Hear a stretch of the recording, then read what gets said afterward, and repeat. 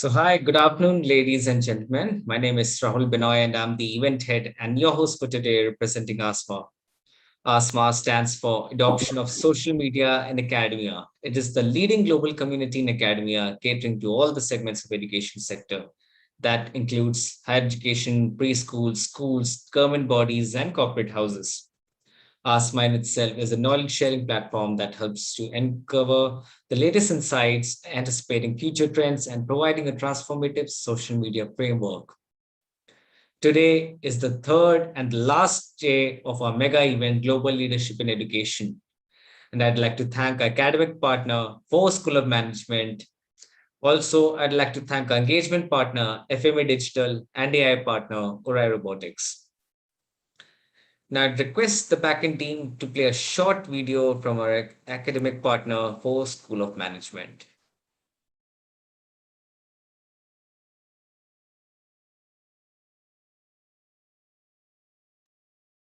Opportunities in the education sector? Have you been searching for the right people to recognize your talents and hire you? Here is how you can get started to find your dream job in as little as 10 minutes. Get going now by visiting www.eduvacancy.com. Once you click on register, pick the user type as candidate. You have the option to simply log in using your Google or Facebook account. If not, go ahead and fill in your personal details. You are good to go. Eduvacancy.com, a world full of opportunities.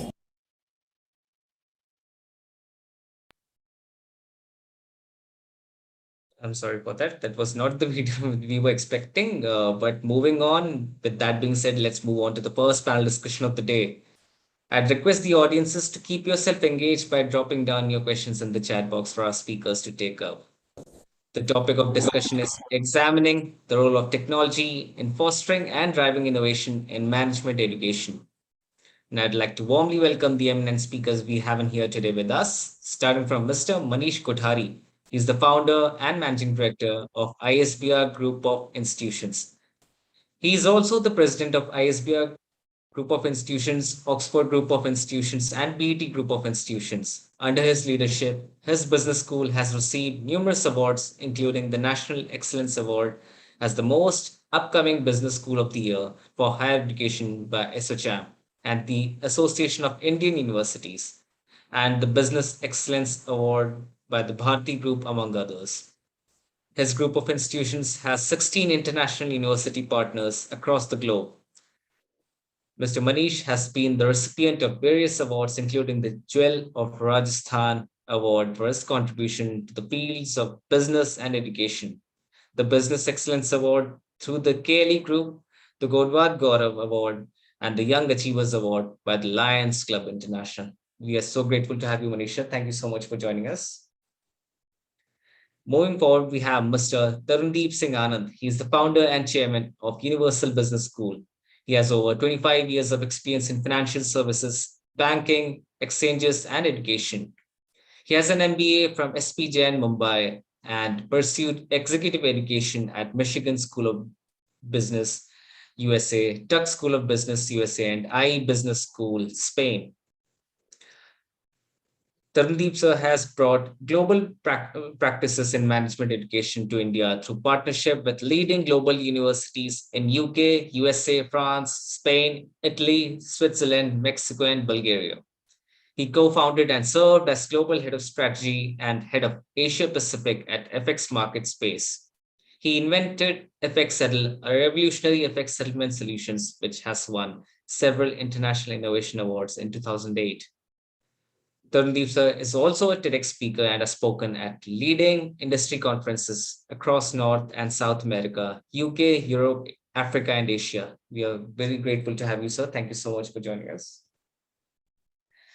Next, we have Mr. Abhay Gupta. He's the founder and CEO of Luxury Connect Business School.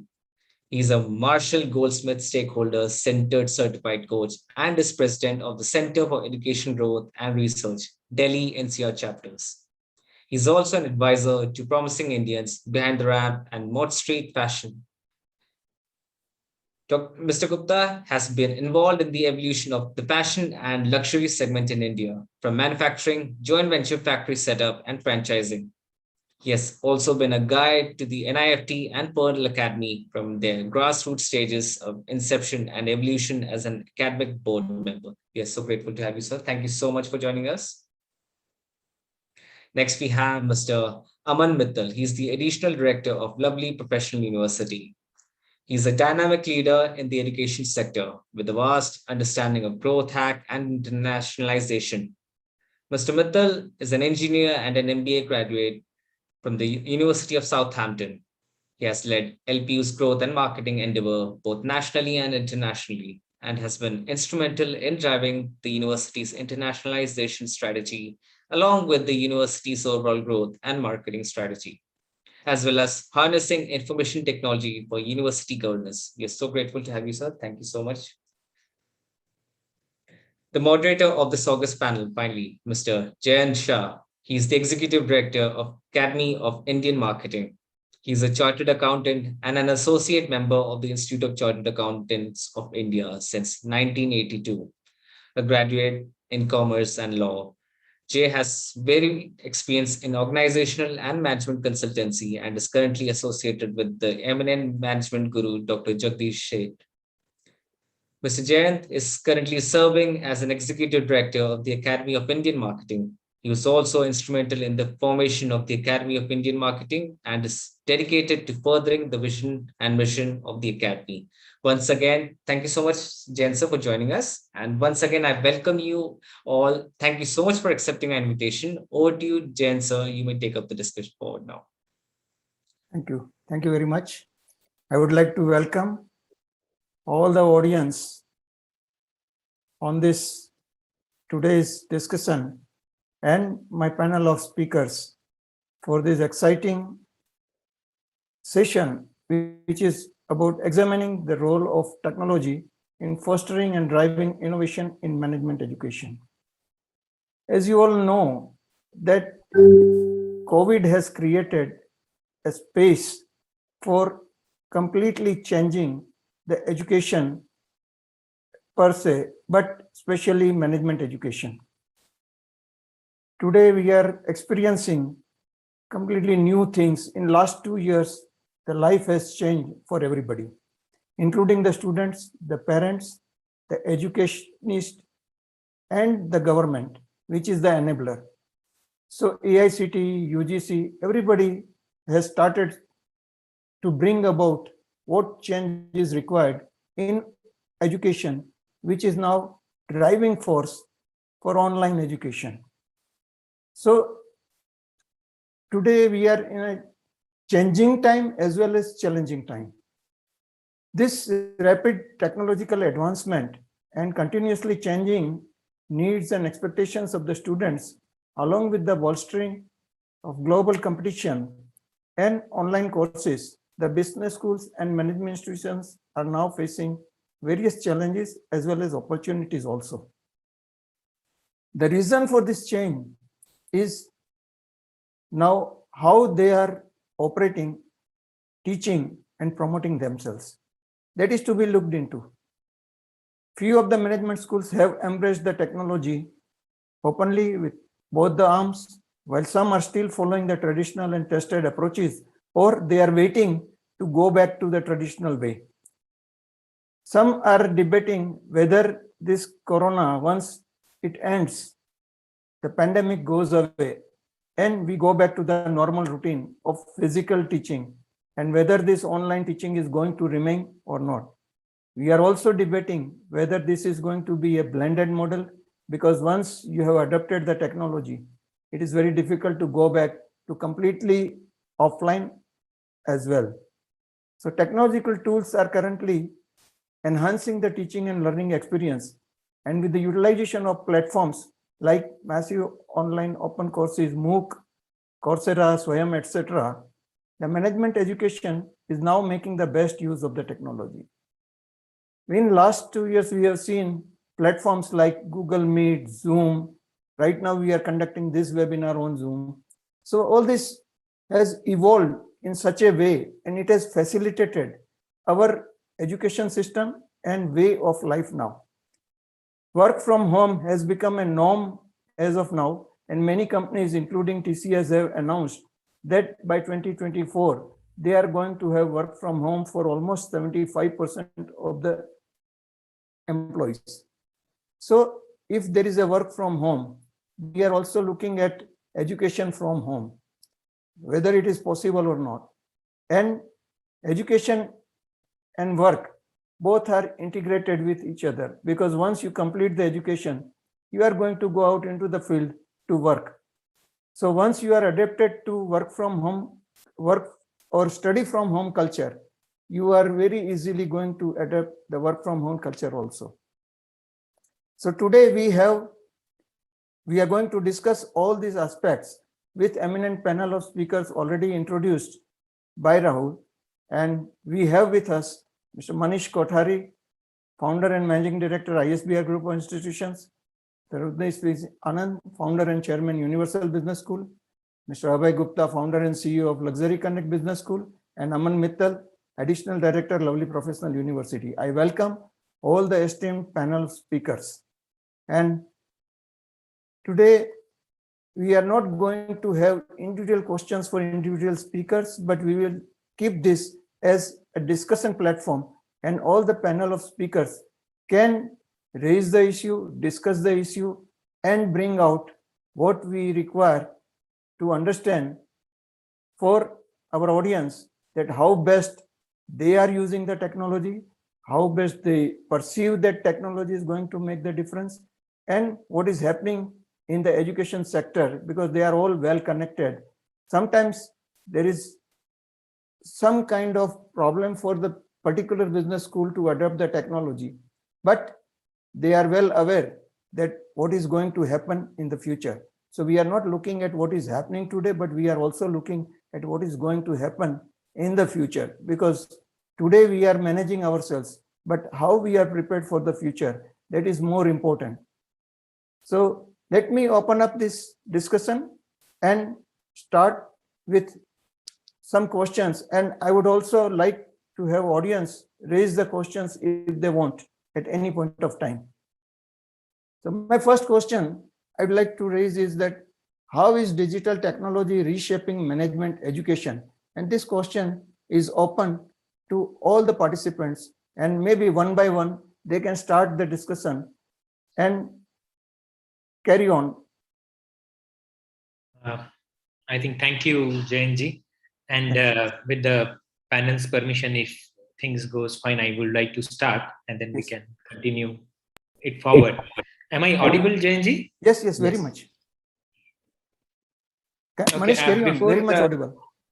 Yes. So before Jayant, I answer your question and I take things forward. I would like to break a myth which was 1 year ago thought by all the education institutions, parents, and the society that would change. And that myth has suddenly broken now and shattered. And that myth was that faculty will be replaced by technology. Will the faculty have the right future what they had in the past? And suddenly when online education started taken up all across in schools, colleges, higher education, everywhere, it was felt that faculty may not be the most important part of the education and will play a supporting role. And it has shown us in 1.5 years that this is not true. Now, when we have opened up, students have come to the campus and they have embraced faculty with double the love and double the energy. And they have now realized that if there is something which is called the educational pillar of success, it is faculty. So that myth is broken. And with this, I'll take things forward. Yes, technology. Today morning, I was in one of the panels where Anil Sahasrabuddheji was there. And Anil Sahasrabuddheji, immediately when he started speaking, he said that I think Corona has really done too much damage and all those things. But one thing which has brought about something good to all of us is it has brought technology into education. And he went on saying that if this technology would not have come at this point of time, it would have taken years long to come, wherein this technology, we knew that we are going to adopt it, but because of some human tensions or pressures or faculty non-support or students non-support, it was going slow. But suddenly technology has zoomed in into education, and that is why the government policies, education institutions are changing towards technology. And he ended up saying that we better embrace technology as fast as possible, not to replace manpower, but to support manpower. So in our institution, ISBR Business School, I'll tell you what have we been doing. A quick ones, where do we use technology? So I'll start with the basic process of admissions. A complete admission process, which was a mix of offline and online, is pure online now. Right from the entry of the student's application and inquiry to the application form to his meeting of giving his written exam and then his interview panels and discussion with the faculty, his taking on board, his payment, everything is in a nutshell with the communication being spick and span. It was a challenge getting onto this, but now we are fully onto this, and our experience is it has cut down cost, it has bettered manpower, and it had eased the communication across the student sectors.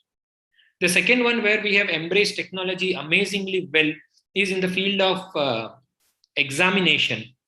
Anil Sahasrabuddhiji today morning also said that gone are the days where only a final examinations has to evaluate a student. We have to adapt what is known as continuous evaluation. And they have given all the guidelines for us to do that.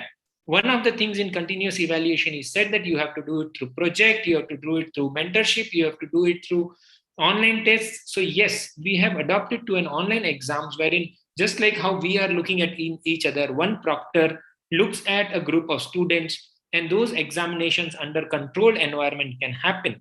During these times, none of our examination schedules got delayed and they were as per the planner. Thanks to tools, not one, they are ample across domains. When required, I would also be able to give you these names. It has helped us take things forward. Another area where technology have really played a very vital role in our institution was a complete ERP of the student. At any point of time, a student can log on to a system and find out what has been his attendance. He can log on to any of the recorded classes. He can log on to the library and access his books and journals. He can immediately write a message or an email or a communication to a faculty, or by a click of a button, he can connect to a faculty subject to the availability of the faculty. Now, all this is beyond what he has been doing in the offline classes. So that means the relationship between a student and a teacher improves. The clarity of the examination department with the student improves. The student going around in a registrar's office asking for documents here and that stops. He just can raise a ticket and his tickets gets answered. So he can see that his quality time is utilized in the right space. So that's where an ERP system has been used. We took time to come to this tool. It took about 3 or 4 levels, wherein we had to reject a few, and then finally we have adopted a good tool. Also, one good practice that we have adopted and we would like everyone else to evolve is the student exchange program with international universities which were offline suddenly came to a standstill. And in 3 semesters, we had 0 student exchange, but suddenly now international universities and us have started, offline have of course started now, but we had online student exchange practices which went through the tools which were developed by our international partners. We have not yet found a tool like this in our country. And yes, they have played a very good role to see that international exchanges happen. Were they as fruitful? No. But were they fruitful? Yes. So these are the few of the tools where we have adopted technology. There are a few more where we have technology in place. Yes, as we go along, I would like to talk about it. But just to tell you, Jayant Shah, you ask about how deep can we go into technology. Yes, human interference is required. Human training is required. There cannot be a replacement. But of course, the supporting tool that the technology provides is amazing. In this, the key challenges that we found were the manpower need to be trained, and it was not an easy job. This took time. training of faculty took some time. It is not easy for a faculty to immediately jump to use all the types of technology that we wish to follow. So yes, this is one of the challenge we all have to address on how we are going to face this. And Anilji also said in the morning, this problem needs to be addressed, for which AICD is also working hard. The Manish, other we will discuss it more because other panelists should also come in. So Yeah. one by one, we will take other questions and where you can also add. Otherwise, we will lose time. Yes, I think so. Yes, this is about the technology that we have adapted, Jayantji. Yeah. So if we can spend 3 to 4 minutes for every speaker, then we have more questions to address. And in these questions, you will be able to cover up what you are doing. And also, I would appreciate if you can discuss and share the details of the learning management systems and other platforms which we are using, which is useful for others also. So maybe, yeah, next panelist can jump in. Tarunji, you're mute. Abhay, you were also mute. Okay, Abhay, go first. After you, sir. No, after you. Okay. So I would request that one panelist should invite other panelists. So rather than intervening, you can keep I on think like that. yeah, Tarunji, please start and then we continue. He's Okay, right. fair enough. Time is so valuable. So firstly, thank you for this opportunity and congratulate ASMA for the wonderful panels they've been holding. So, this whole aspect about technology and how it can impact, the world of management education, I'd take a step back and say, what is the future of management education? And to answer that, I would ask two questions. Can one function without mastery of technology or an understanding of technology, what it does for business transformation for our students, and what are the jobs of the future, right? So once we start reflecting on those, we are very clear that the left, brain-oriented jobs will go, right? Because they are repetitive in nature and machines can do it much better. But the newer jobs will require how every individual, whether it's faculty, students, to engage with this technology. And, if you look 10 years ahead, we'll have automation where some jobs will be replaced by humans. But the big story in my mind is the humans and computers coming together. And then, what we used to call the superheroes we are used to, I will call it the new superheroes, which will be the new superminds, right? When you add technology to a human being, that combination is going to be magical. Now, we know for a fact from a jobs perspective, the proverbial FANG companies like Facebook, Amazon, Apple, Netflix, and Google, these guys are going heavy duty into technology. But it's a fact that every organization, right? And we as business schools are serving and creating the talent for these organizations. If they do not transform from a technology standpoint, it can't be, let's try it, it's an offshoot, let's give it a shot. Everything has to be digital. It cannot be separate digital, it has to be integrated digital. And so, this has to be the starting point. Now, business schools which serve the corporates, there's no difference. Manish gave a phenomenal list of the stuff they're doing, from having a robust LMS, which you can do. You can have AI, artificial intelligence proctoring. To my mind, the big challenge during this last 18 months, and some education institutions still have to be in an online world, is this whole innovation on the learning model. So earlier we used to look at it as a classroom training as the only model of learning. And we said, what, great, we can't do that now. So we put through a synchronous mode. So yes, through Zoom and other platforms. But we said, what other models of learning are there? And then that comes in the whole concept of self-learning, right? Which is where you talked about MOOCs and how students can actually go and learn what they like. The third element is community learning, which was peer-to-peer learning in our world, right? You would learn from the students, but we said you can't have the guy on your right and left as you're sitting at home. So why do I have to restrict you to my school? Why do I have to restrict you to my university or my region? Why can't you go into what we call community learning and you learn with institutions anywhere in the world, right? So that in a collaborative fashion. So a lot of our students did a lot of projects with European B schools and American B schools and competing with the Cornells of the world, so that you actually give them an opportunity to learn with peers from the best in the world, right? And in areas they want to go beyond your curriculum, right? We say we've got, you need to learn 30 hours as per AICT. But if someone is passionate, can he not learn 90 hours in a particular subject and grow his area of strength? And then there was the innovation in the area of assessments, where we said, how do you get reflective learning? Because a student in this tough times, how does he actually get to reflect on what he's learning? And so, as Manish said, there's the assessment of learning, which is the, what we typically call the exams, right? That's the summative exams.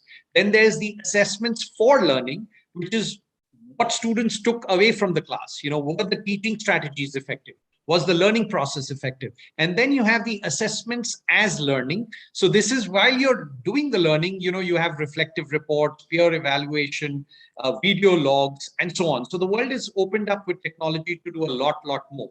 But, without, saying this, it hasn't been great. I'll be honest with you. I know technology is supposed to be trained. It's very difficult for many of the faculty to have to adapt from, a classroom where they do the magic, they get the vibes, they get the, so I feel for our faculty members, now they're going through a black hole retreat. And many times you would keep trying to get the students to switch on their cameras, it will stop. So it's clear, 50% or less learning happens in the classroom. What about the balance 50%, right? Which is peer-to-peer learning, or experiential learning, or action learning, where they bring their emotions to the classroom, where they bring their practical experiences to the classroom. Then the impact on student well-being. Some of us are fortunate. Very funny example I always give. I have a CEO friend, and I said, why can't you ever turn on your camera? And he said, you know what, Tarun, I'm telling you, I have 3 rooms in my house. My wife is working. She takes 1 room. My 2 kids are working in the other room. So I'm sitting in my bathroom. So I can't turn on my camera, right? Now, this is a CEO who said, the children's education. So that's a CEO saying. Imagine India, right? And India's diaspora, where many people had so much, there's such a sanctity of a classroom and the whole ethos of learning. When you're sitting at homes, there's so much, mom is saying, ye khana khaya, all the disturbances, people running around. So how does the student actually get in, and what's happening to his well-being? So we then tried to do something like a student lounge where they could literally come and chill online for an hour every day and let out their steam, which they would do in the common room. So student engagement levels was tough. Grades have also dropped. I'm going to be very clear. Students in that online world, because of all the challenges I talked about, they did impact. I mean, the grades were impacted, their learning was impacted. So I just leave these thoughts and we'll come back to some of them. Thank you, Tarun Anandji. Please invite another speaker. Yes, Abhay ji. Thank you, Tarun. Thank you, Jayant. Thank you, everyone on the panel. Thank you, ASMA, for this opportunity. So yes, as Tarun and Manish shared, that there's been a technological disruption of our lifestyle. So right from waking up in the morning till you go to sleep, you are completely technological dependent. Technology suggests you what bhajan you should listen to in the morning. Technology tells you which exercise should be carrying out. Technology tells you when you should stand up. You've been sitting for too long. So you see, our lifestyle has completely been taken over through artificial intelligence and through prompting done by machines. So if this is our lifestyle, how come education cannot be affected? So in the last 18 months, as Manish rightly said, that in the last 18 months, equivalent of 10 years of acceleration in the digital space has happened. In the management space, the entire business model, the business process got disrupted. From trend forecast to maybe production prototyping to predictive analytics to actually giving a very accurate prediction towards what merchandise is likely to sell, and post customer care, post sales customer care as well. So everything has been completely disrupted by technology. Now, as management schools, if we are not able to prepare our students to be up and about with the latest technology that is being employed by businesses, then I think we should shut shop and go home. Management has obviously changed drastically in the last 18 months. Expectation of students has changed, although because of their young minds, they may not be able to comprehend as much as we can comprehend with our let's say, more wisdom based orientation. So I believe that while the basic principles of management will remain the same, but the treatment of those principles will vary as per industry. And that is where I think technology is playing a major role. So while what Manish said, that in terms of service, as a service provider of knowledge and information to students, we may have adopted Zoom or other technological platforms or LMS or ERP. I think those are very given things nowadays.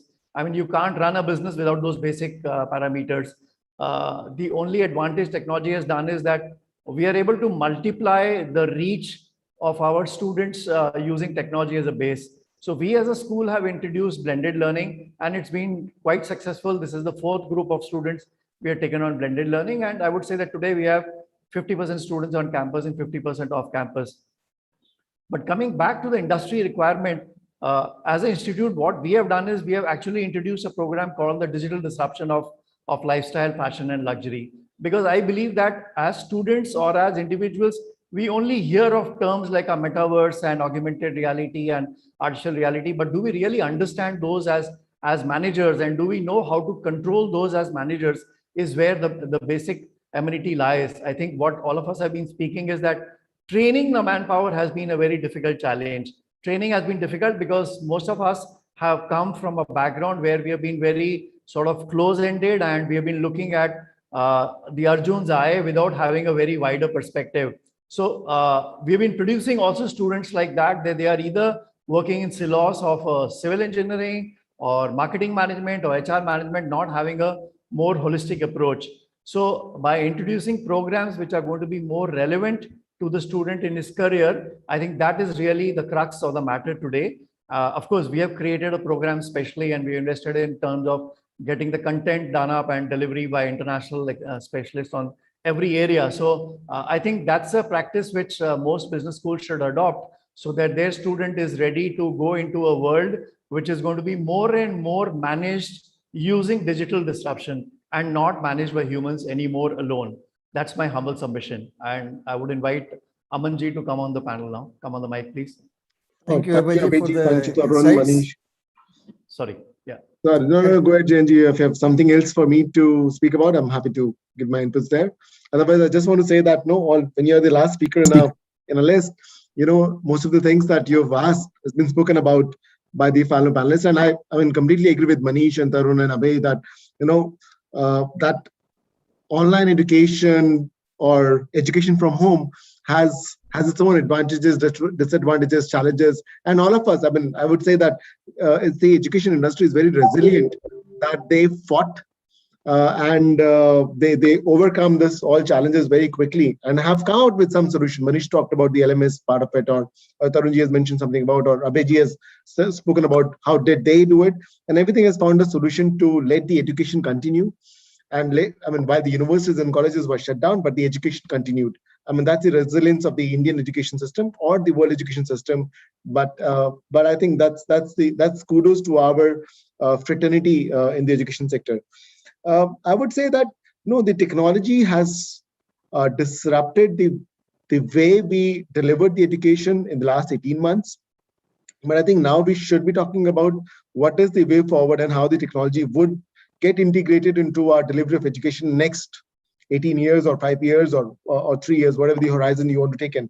And I see that there would be a kind of little blend. And while you mentioned about the education from home as a terminology, comparing with work from home, I don't really see it. Work from home is just like a small assignment given to you, and you need to finish that.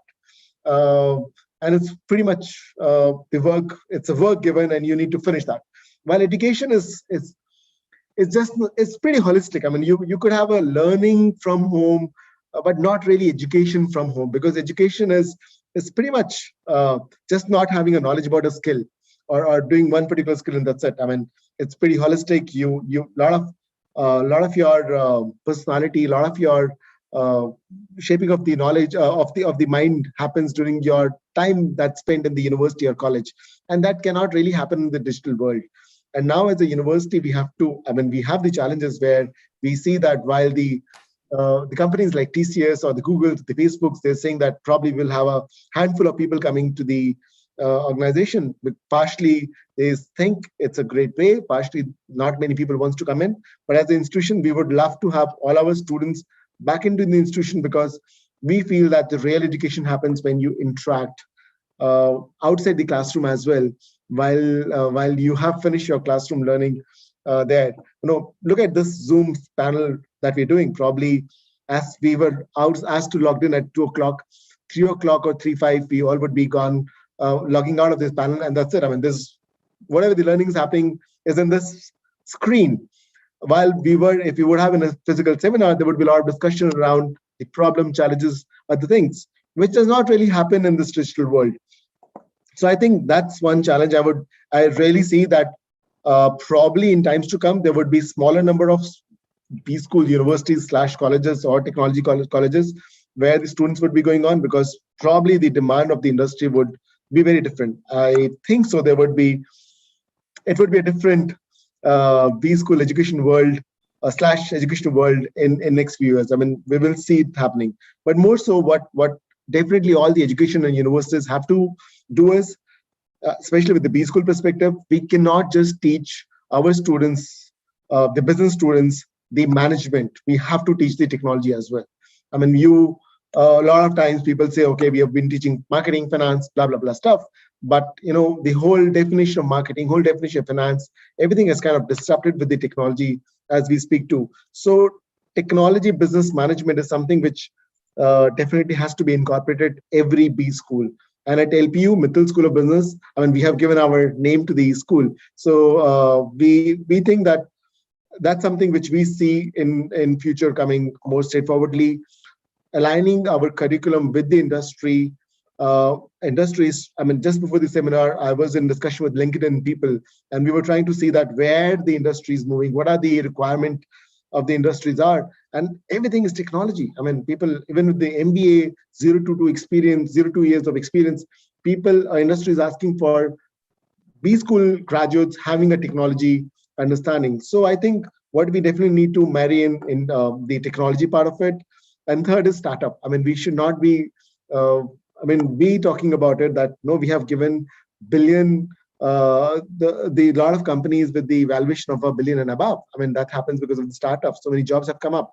We should be talking about the startups to our students in times to come. And that's how the future of business school would shape up, or the future of India would shape up, by creating more job creators than job seekers. So that's a small intake from my side to this session. Thank you, all the speakers. Now, I can sum up in a way that everybody is in agreement that yes, digital age is there. We cannot go back. We have to adopt technology. There is no way that we just shun the technology and go back to the classroom education the way we were doing it before 2000. So internet has changed our life. Smartphone has changed our life. And now that education, digital education, is also going to change the life of the students of the future. We have played our part, but we know that there is more to do it. And once digital technology has been adopted, we cannot go back to the old age. We cannot go back to the age of the lamps when we have the lights of LED. So this is what is our today's trend of education. Now, in this discussion, sometimes we feel that what we should do further.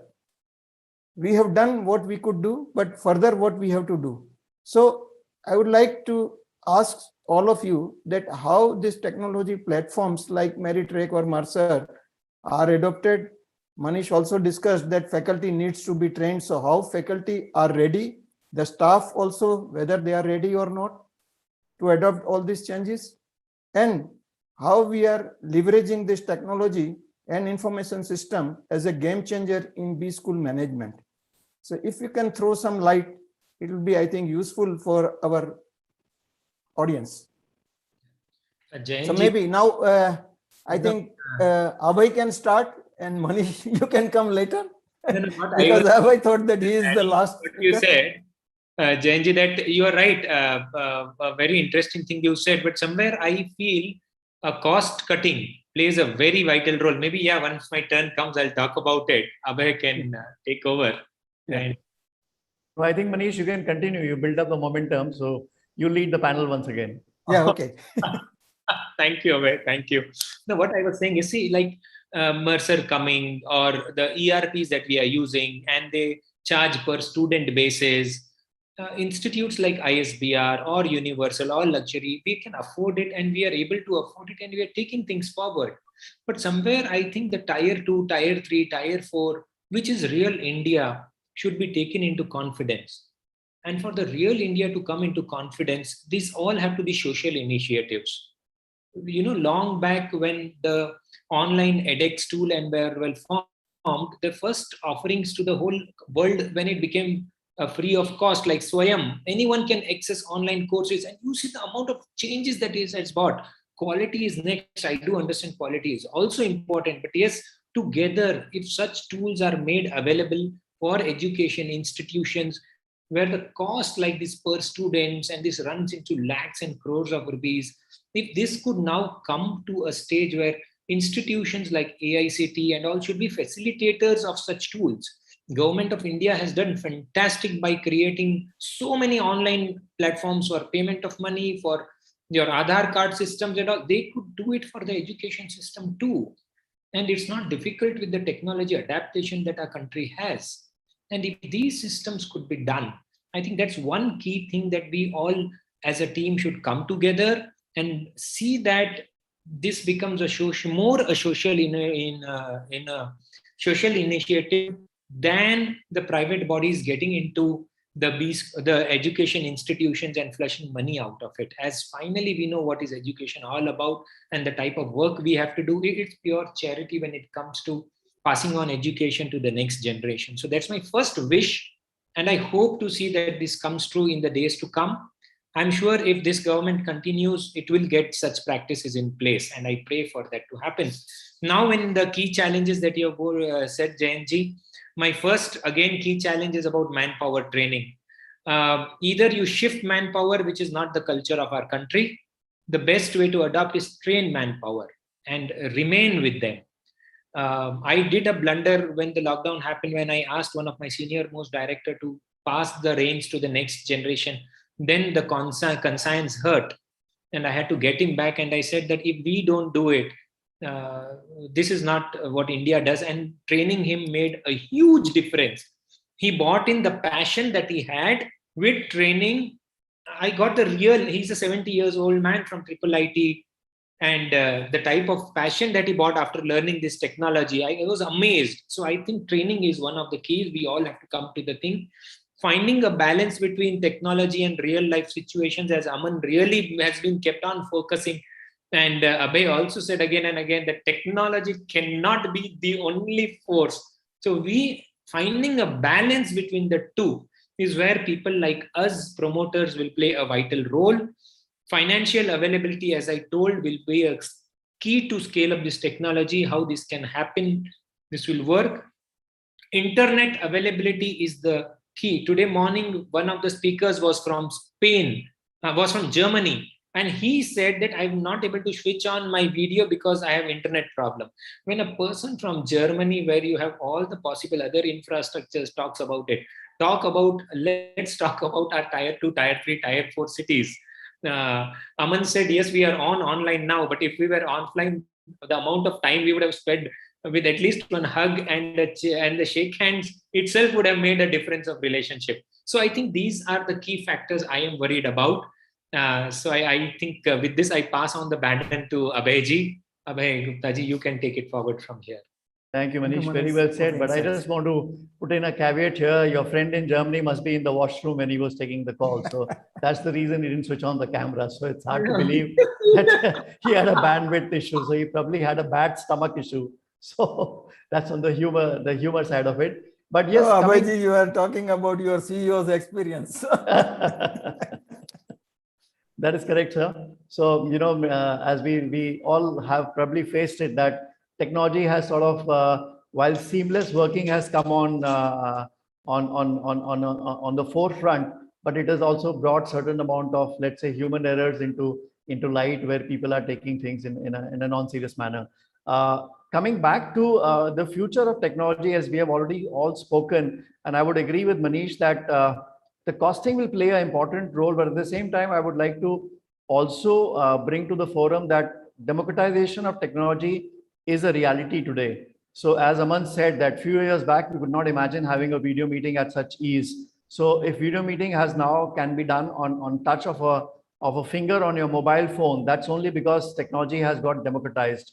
So while technology has disrupted the world, technology also got democratized, and India as a country has moved from Pentium 4s to a mobile phone. And a lot of our people have not seen laptops or desktops, and they have all gone on to the mobile telephony and mobile internet stations. So I think the advent at speed at which technology is changing and bringing in changes, it may be a very difficult challenge for us to keep our people trained and updated with the latest technology. This can only happen with individual passion, and there's only so much you can teach people. So while during the lockdown, a lot of housewives adopted big baskets and adopted payment gateways, which were otherwise taboo to the senior generations, but now it has become a mainstay. So while the pandemic has acted as a catalyst, but the pace at which, I mean, since we are teaching technology, we are really abreast with the latest. So we're already talking of a metaverse, and education in the metaverse scenario is going to be completely different than what we are all discussing on this panel.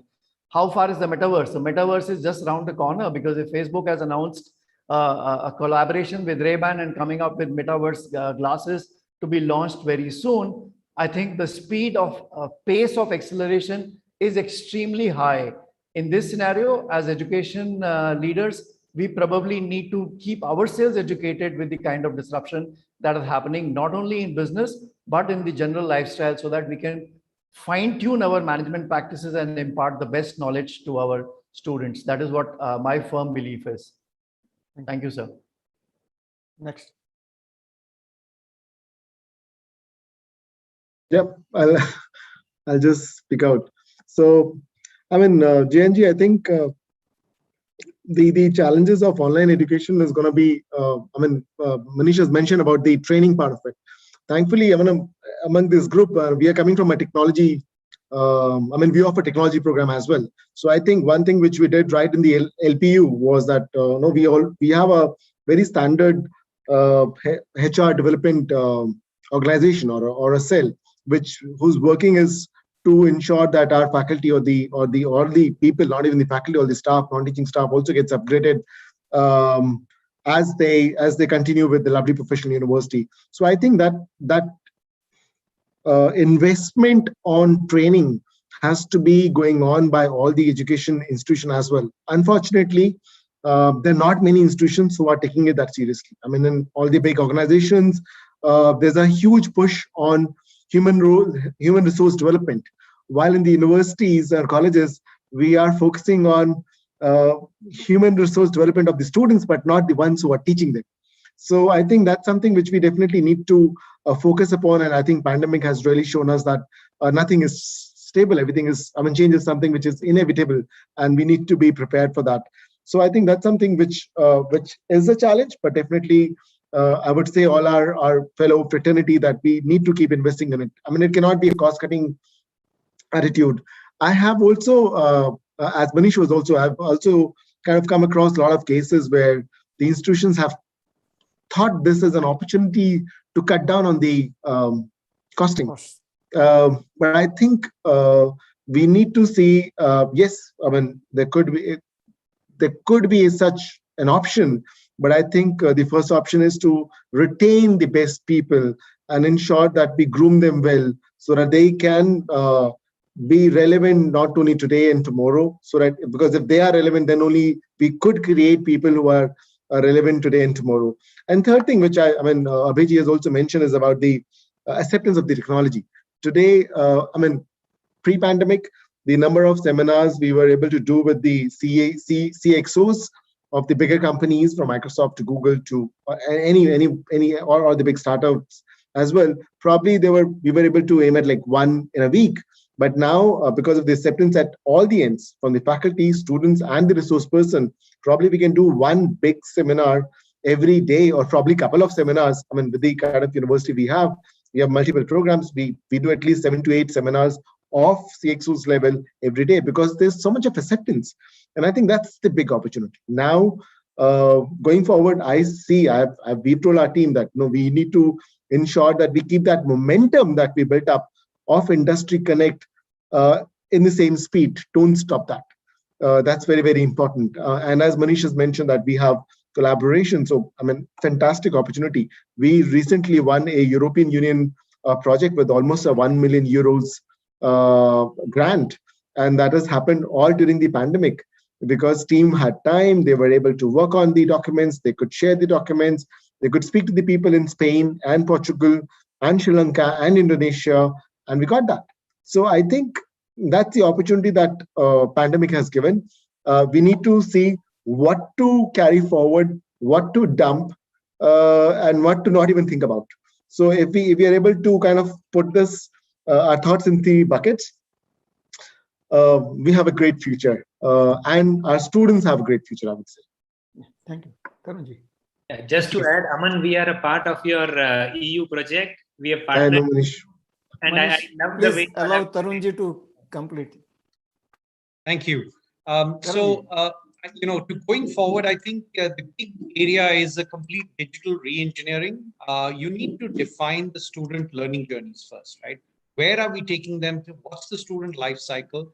And what new age technologies are we using? AR tomorrow, VR, augmented reality, virtual reality, or AI-enabled learning, adaptive learning, because every student is at different levels. What kind of flexibility we can get in?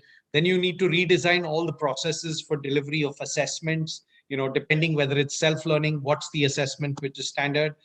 So I always say, culture eats strategy for breakfast, right? So if you can't get the culture of your organization to be able to embrace technology and see what elements of technology, whether you want to add simulation in a course, whether you want to add gamification in a course, whether you want to give them flexibility in terms of choosing their depth of learning. So I think these are some of the things I would say would be my thing. But finally, you got to respect the learner, enable his thinking and give him the kind of provide the perspectives. Gone are the days we can go to a higher education and say, I'm the sage on stage and you're the learner. It's a guide by the side. So the whole focus of the student also mindset is, and the faculty is that, boss, you're not, yes, you're wow because of your experience, but you've got to take the student through your journey. And so one of the areas we are pushing very, very hard is that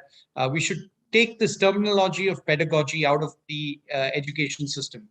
Pedagogy comes from the word peda, which means a child. We're not teaching child in education, in higher education. You're teaching adults. So you cannot be looking at it as an instructional form. And the regulators also need to say, they come and say, this is the kind of hours you need to spend. They make you completely lock you up. And then you're saying, you want innovation. I'm sorry. So I think the kind of flexibility that they give the educators and the learners, I think that would allow us to unleash, the potential. Just this morning, we saw this, we were talking of working from home. So I'll quickly just share this research that I read. 61,000 employees of Microsoft was surveyed, right? And it's published in a peer-reviewed journal called Nature Human Behavior. And it said very clearly that work from home is killing innovation and destroying team spirit. Very strong words coming from Microsoft, right? Work from home is harmful in the long run, although it gets short-term productivity will rise. But creativity takes a beating. So and communications in this real online world has felt sleepy for 80% of the employees of one of the world's largest conglomerates. And Satya Nadella has said that the paradox or the challenge of the decade is managing this paradox of getting hybrid work, getting productivity up. At the same time, it's hindering creativity because of the digital overload or because of its interfering in our personal lives. So it's a very interesting challenge. And I think the education leaders need to take this in cognizance. It's great. What pieces can we bring in? What pieces just don't work? Thank you, sir. Now we are just running short of time. We have only 5 minutes, I think, to go. And before we go for conclusion, I would like to ask one more question to all of you. And if you can respond within 20 seconds each, that what is the impact on students' placement and how the companies are responding to online interviews and placement, please, quickly. There is no impact. I mean, my group of students just passed out in last week of August, and first week of September, they had 3 offers each. So I don't think there is any impact of online education as long as the student is able to answer the questions that are being raised and is able to face the panel with confidence. Thank you. Anybody else to pitch in? I'd just say that companies did have a challenge because they used to come physically on campuses, so they also had to go online, which they did with every process of theirs. So initially there was that, should we do, not do? But I think they've got over it, and campuses have now all adapted and gone online. Now it'll be interesting when the world comes back, what model will be. I think some of the real, interview sense of getting that, touch feel, all the grooming which you can't see in a particular, people wear jeans and wear a suit on top. So I think it's going to be interesting how companies go forward. But I agree with Abhay. So I think same, Jayant, I don't think so. I mean, the companies had to recruit talent, and talent was available in the good institutions. So what I see is that the companies have been a little picky in where to go instead of going everywhere. But I think it's a boom. It's a good, at least for LPU. It was a great thing because now, previously the companies used to think of traveling from so far away for the interviews, but now they can do it over the digital mode so easily.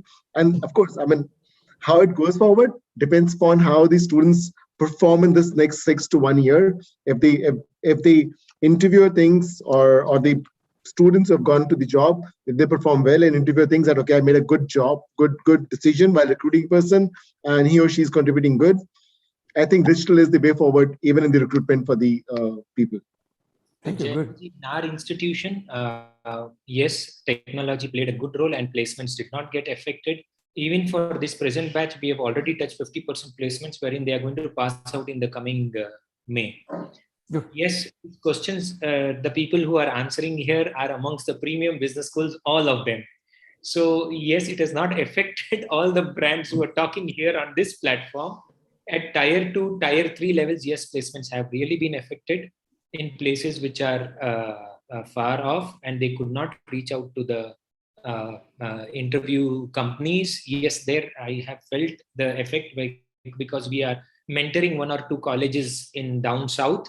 We have seen the problems that they have faced wherein students could not attend on time or there were technical glitches and the company immediately said this is done. So I have seen a few institutions that have faced problems.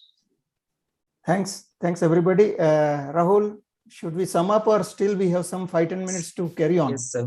We can sum up, so I think. We can sum up. Okay. So great insights from all the panelists. There are some contradictions also and some looking way forward when we are talking that we should go physical and digital blending or whatever it is. But everybody has concluded that even when we are having complete online digital, there is no affected students, and placements is the reflection of your teaching. So your teaching online was up to the mark. All the students got placed in same way they were being placed physically. And companies also have no reservation about what you have taught digitally or physically. It has made no difference to the student's life. So your teaching system was robust. Now, when we talk about top tier institutions or tier 2, 3, 4 institutions, that difference, it was there when we were teaching physically also. So it is not that because of the online education education, they have become tier 2, 3, 4, and you are tier 1. You are tier 1 because of the impartment of the education, which you have done better when we were doing physically or digitally. So your, where Manish said that they have invested in faculty. So training of the faculty was most important. That is what is needed. Again, when Aman said that they have invested in technology because they are a university system, so they have all the facilities, but every standalone institution needs to invest and create one division, which is like their IT backbone division. Without IT backbone, that is the infrastructure you have to invest. You have been investing most of the money in physical infrastructure, but this digital infrastructure is going to be equally important for the physical infrastructure. Without digital infrastructure, your physical infrastructure will become useless. So I think everybody has said what they wanted and their experience. And this is going to be a great learning for our listeners, our audience. Thank you all the panelists for such an insightful discussion. And I hope that there is some carry away for the audience. Thank you. Thank you. Thank you, Thank you everyone. so much, Thank you. Jayant Thank you. sir. Really appreciate. Thank you so much, everyone. That was such an insightful and informative deliberation. And I'd like to thank all the eminent speakers for all their time and support. And Jayant sir, you did a fabulous job moderating the whole session. And Tarundeep sir, Aman sir, Abhay sir, and Manish sir, thank you so much for joining us once again. It was an absolute pleasure hosting you all. Thank you so much once again. Have Thank a you. great day ahead. Thank you. Thank you. Thank you, everyone. Thank you. Rahul, your ASMA is doing a great job. Thank you. Thank you so much, sir. And we are glad that we summed it up right on dot at 3 o'clock. All right. Bye-bye. Bye-bye. Everyone, stay connected. So now let's jump on to the second panel discussion of the day. The topic of discussion is how innovative leadership in higher education is shaping the leaders of tomorrow. And I'd like to warmly welcome the eminent speakers we have in here today with us, starting with Dr. Vikas Singh. He's the Vice Chancellor of ITM University, Raipur. He's an eminent India top 50 higher education expert and is experienced in the establishment and growth of multidisciplinary universities with over 24 years of experience. Dr. Singh is a distinguished academician, institution builder, and management thinker who endeavors to spread technical and skill education to make Indian youth not only employable, but also job providers. Dr. Singh began his career as a quality engineer in GD Goenka Group in 1994 and then joined academics in 1997. He has been a visiting faculty and PhD examiner at DTU and IMT. He holds an ME from DC, Delhi, and PhD in supply chain management. He is also an MBA and holds bachelor degree in engineering and law. Thank you so much, Vikas, sir, for joining us. It was such an honor to have you. Pleasure. Thank you so much for inviting me, Rahul. Thank you so much. Next, we have Professor Arvind Dhar. He is the director of Lakshmi Vidyapeeth. For the last 2 decades, Sir has founded universities, colleges, and other education institutions around the country. Started as a hospitality professional, worked in various countries before landing in academics in year 2001. Professor Dhar has academic interests in tourism growth and economic aspects of tourism. He has been part of various education policy committees and has devised various programs for hospitality and management. He was the Vice Chancellor for 2 terms for NILM University, Kaital, and also the founding registrar of Rai University, Bangalore. Thank you so much, Arvind sir, for joining us. Thank you. And next we have Dr. Vikas Misra. He is the director of Bhitanjali Group of Colleges. Sir possesses 25 years of professional experience. He has completed his PE in mechanical engineering and his master's and PhD in technology in mechanical engineering. Dr. Mishra was an assistant professor and head of the Department of Mechanical Engineering at Awadh University, Faizabad. He also worked as an associate professor in the Department of Mechanical Engineering at the University of Petroleum and Energy Studies, Dehradun. Dr. Mishra also served as director of Allen House Institute of Technology, Kanpur from 2012 to 2017. He is also a reviewer of several international conferences and has conducted 8 faculty development programs. We're grateful to have you, Vikas. Thank you so much for joining us. Thank you, Mr. Rahul. Thank you for having me. Next, we have Dr. Swati Lodha. She's the director of MET Institute of Management. She is also an educationist and motivational guru with a passionate interest in leadership and parenting. Ms. Lodha, Dr. Lodha has been a dean of many business schools in Rajasthan and Mumbai. She started her first entrepreneurial venture, Swash, when she was 21. A famous parenting book, 54 Reasons Why Parents Suck and Don't Raise Your Children, Raise Yourself, have been Amazon bestseller. Her corporate initiative, Life Lemonade, offers workshops for corporate houses and about behavior design, authentic leadership, parenting, and excellence. Her latest book, a biography, will soon be adapted into a film by John Abrams Production House. Thank you so much, Fatima, for joining us. The moderator of this August panel, Dr. A.K. Singh Gupta. He is the founder and convener of Higher Education Forum. He is a known teacher, researcher, and thinker in the parlance of higher education in India. He has a PhD in commerce.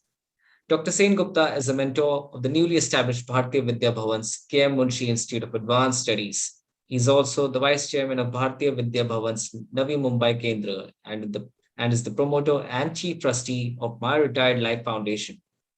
He has served as director and chairperson of finance area of SP Jain Institute of Management and Research and as director of SIES College of Management Studies. Dr. Sen Gupta is an avid researcher and writer with 6 books to his credit and more than 50 research articles in national and international journals. Thank you so much, Sen Gupta, sir, for joining us. I welcome you all once again. Thank you so much for accepting our invitation. Leaving the screen to you, Gupta, sir, to take up the discussion forward. Sen Gupta, sir, over to you. Yeah, can you close the sheet? Yes. Yes. Bracketing closes slide, please. Yes. Yeah, good afternoon, friends, and thank you very much, Rahul. You have been doing a great job. The ASMA has been doing a great job. I have been associated with you since the beginning. So, friends, today we are in for a very, very interesting panel discussion on a very crucial and important subject of leadership.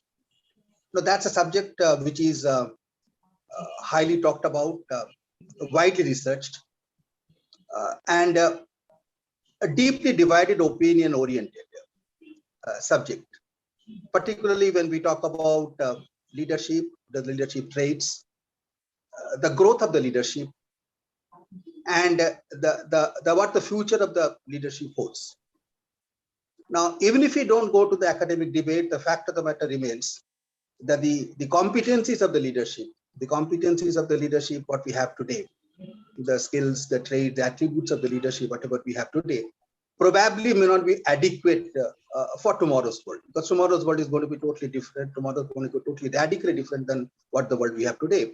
And therefore, the leaders of tomorrow are definitely not going to be the leaders of today. And therefore, since the attributes are going to be different, the question is that who is going to provide the attributes? Because often there has been a debate that the leadership is more of a born attribute rather than a developed attribute, and so on and so forth. And there are wide variances in the theoretical framework of the leadership. But the fact of the remains that many of the higher education institutions all over the world, not all, but many of the higher education institutions all over the world, if you look into their mission statement, and if you look into their vision statement, and if you look into what exactly they're doing, they're exactly doing the same thing, that are trying to inculcate the right leadership attributes for tomorrow. There's a radical shift, because there was a time when we graduated from the MBA institutions, the people used to develop supervisors. Then we went to the next step onwards, and that was a little bit of administrator. And then probably the focus shifted toward creating up a managers. And whenever we talk about the top leadership of the business schools, or the top leadership or any other institutions also, not only the business schools, I'm talking about the law schools and so on and so forth, they talk about they're trying to develop the best of the thought leaders of tomorrow, the best of the leaders who can lead the world in a difficult tomorrow. And therefore the question arises, and that's the focus of the point of the discussion of this particular panel discussion, that what exactly the higher education institutions were trying to do to inculcate the competencies of the leadership not of today, but the leadership of tomorrow. That's one.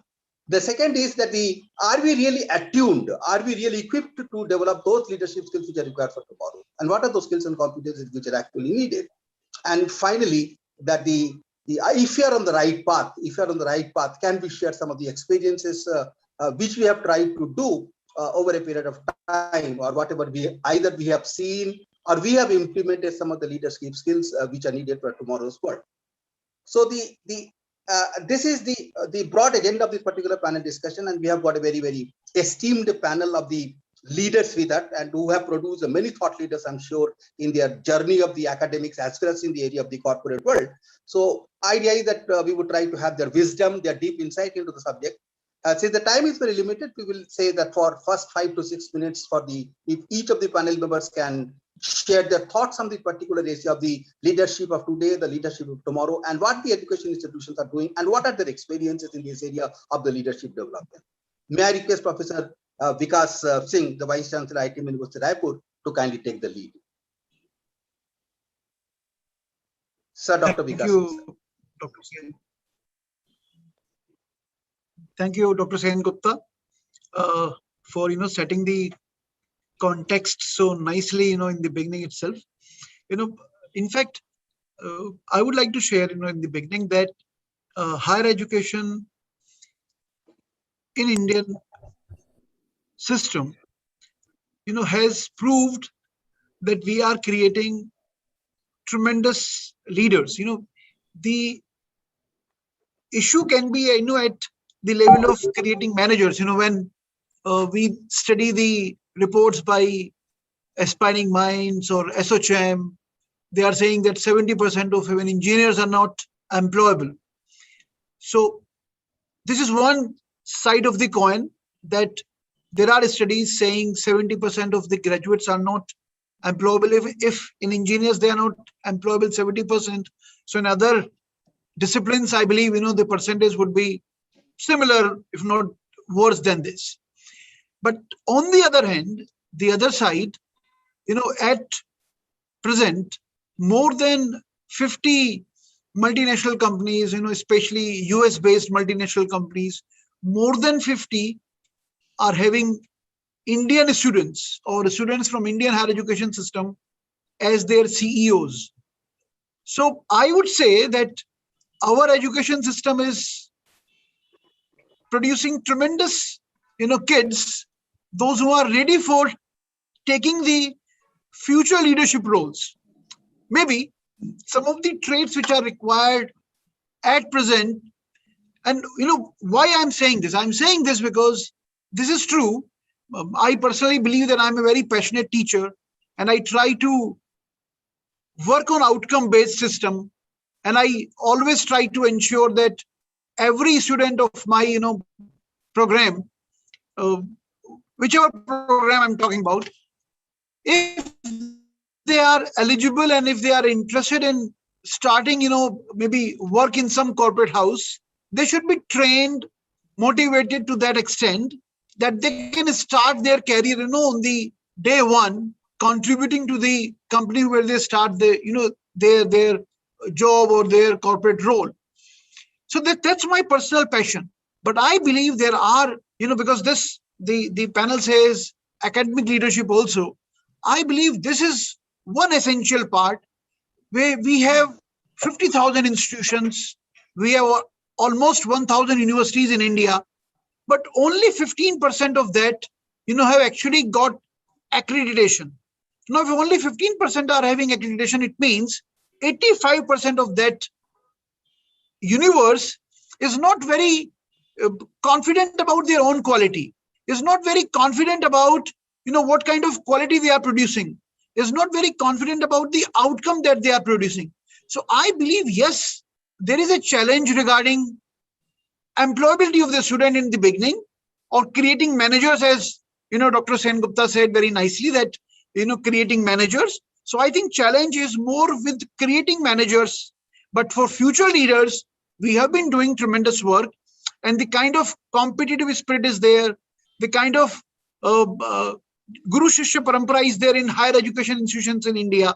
I think that those traits which are required, learning the context, maybe looking at long-term vision, being very not task-oriented, but being very, people-oriented. All these traits are there in Indian students, more because of, our culture, the way they are having, the parenting, the rearing, or the kind of interactions they're having with their teachers, with their gurus, with their HODs. So I personally am of the opinion that maybe we are creating very good, very good leaders in our education system, and maybe we need to improve more as far as creating managers and technocrats and engineers, and that initial level is concerned.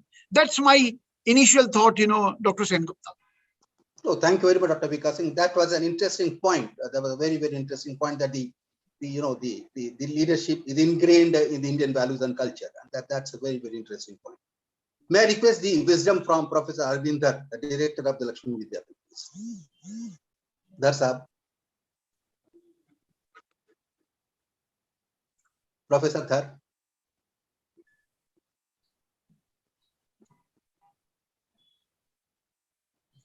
Rahul Binoy, it's Professor Dhar there.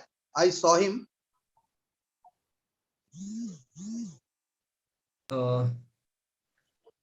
Arvind sir, you're not audible. Probably he's muted. No, he's not muted. Sir, try rejoining maybe.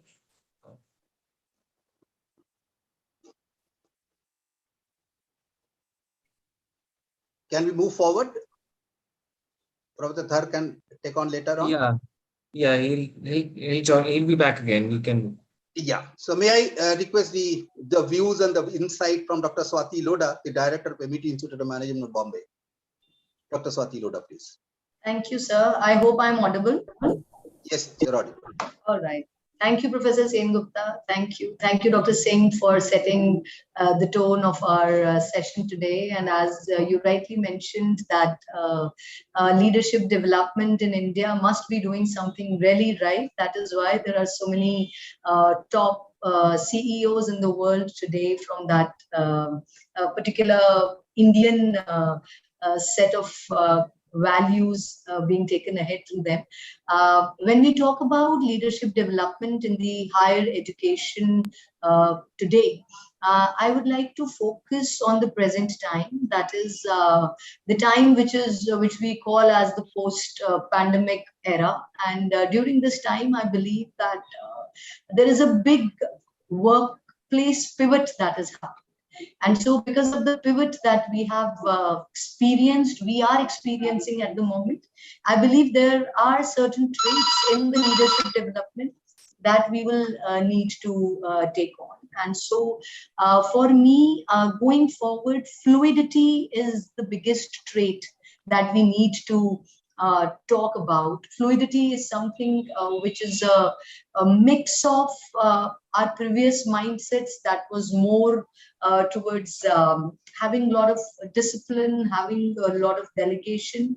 But now going forward, what we need today is maybe a mixture of level 5 leadership plus total leadership is what I see going forward. So total leadership is a concept where we think about bringing our whole self to the workplace, making it more whole in all the ways possible. That is, we improve in all the areas, which is work, home, community, and self.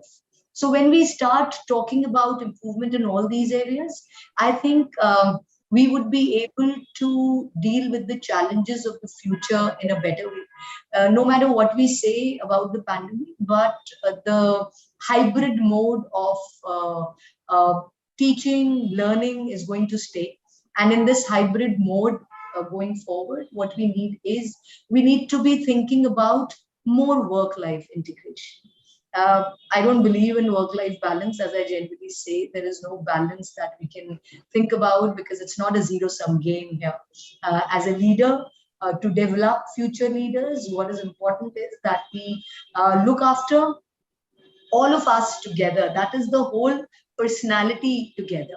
So a future leader would need all these things together. I've just finished writing a book and it is going to be published by Rupa Publications soon. And the book is titled 360. And in that particular book, I talk about excelling in all the roles possible. So the roles are, how do you excel as a person, as a partner, as a professional, as a parent, and as a perennialer. So a perennialer is someone who is a 50 or a 60 plus person, and he is a person who is going to plan his life for the coming 3 or 4 decades which are still there. And so earlier we never used to talk about longevity that way, but now we've started understanding the importance of second careers, silver careers in our lives. And so being a leader means thinking about all these aspects of ourselves. And so the framework that I believe in going forward would be a total leadership concept. That is all I want to say right now, sir. Thank you.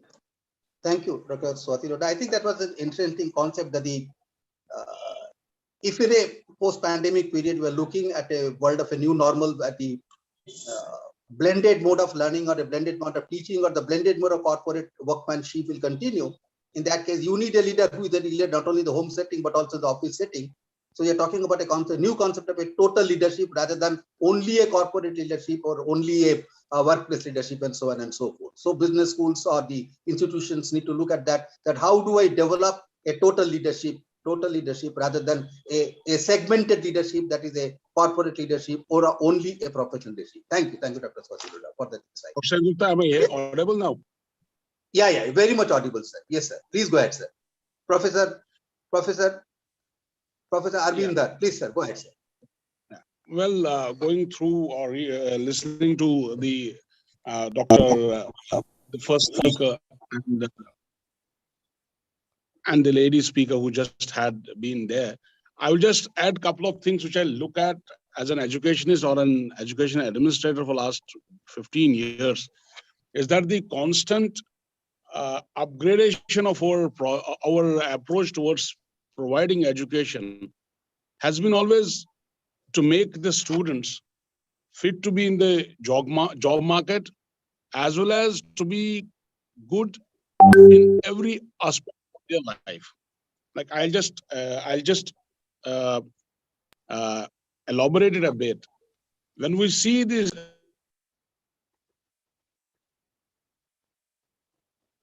we generally see that we go through the copybook style of teaching. Now, with the emergence of so many private universities in India, we are seeing a sense of innovation in actual teaching and actual delivery, which has made it possible for the students to be more innovative and to create more value for their studies and their approach towards gaining a foothold in the competitive job markets or whatever we call it, research. Now, if we look at the present trend, the number of private universities giving up or showing up the patents and the industry interface the private universities and the private sector is doing nowadays in present academia, it has actually opened the doors for everybody, like the people who are in the education sector, to be more competitive. The innovation has been, I call it the way lot of competition has been created. I remember in our days in late 80s, when we did our 10+2, there were very limited engineering colleges and very few medical colleges. It was that very few used to get into those colleges and remaining used to look for the mediocre colleges or something else. Now you have an array of colleges, array of institutions in India, whereby a lot of competition between the students, between the academia, between all the stakeholders, a lot of competition going on. And I see this innovation in the leadership of the academia has really changed the scenario. If you go to US, you go to, like I travel, I used to travel pre-COVID, I used to travel a lot. It was always wonderful to see Indians holding very senior positions, especially the young Indians, means the people born after 90s or in 80s, mid 80s. You find them holding senior positions because they had been adaptive. As the Vice Chancellor Saab said, that Indians follow a concept of Guru Shishya Parampara. Now, we give a lot of respect to our teachers. The reverence is so much that a teacher keeps on telling the student that we have to be adaptable. We have to make ourselves sellable. We have to make ourselves useful to the society or the organization which we are working in. I will say, I will rather sum up in this way that innovation has been a benchmark of Indian concept of education. If I go a little bit back into the history of our theology, we see whether it was Swami Virajanand, who was blind, but he could create a Shishya like Maharshi Dayananda Saraswati, who actually transformed the entire subcontinent of Indian subcontinent. So we have a concept whereby we innovate to create better leaders, we innovate to create better people, which in order to serve the society or to serve the industry. That has been how I take the things as. And this is what I sum up, that Indian academia has been facing challenges.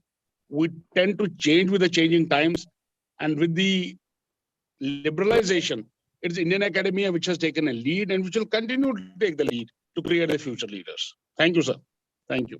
Thank you, Professor. I think you raised a very important issue, that the competition among the what you call universities, the school, business schools, etc., in India has really given rise to a very high degree of innovation, and that high degree of innovation is leading to the innovation drive in the minds of the students also, and therefore we are creating better leaders, adaptable leaders, and so on and so forth. That's interesting. Just add one line more. In the private university sectors, if we see the innovation in technology we see nowadays in the private sector, private universities, I won't name any university, the amount of innovation, amount of technology based thought process which takes place in private universities with a lot of amalgamation of international figures into it, international collaboration into it, that has created a lot of new scenarios whereby Indians are doing really very well.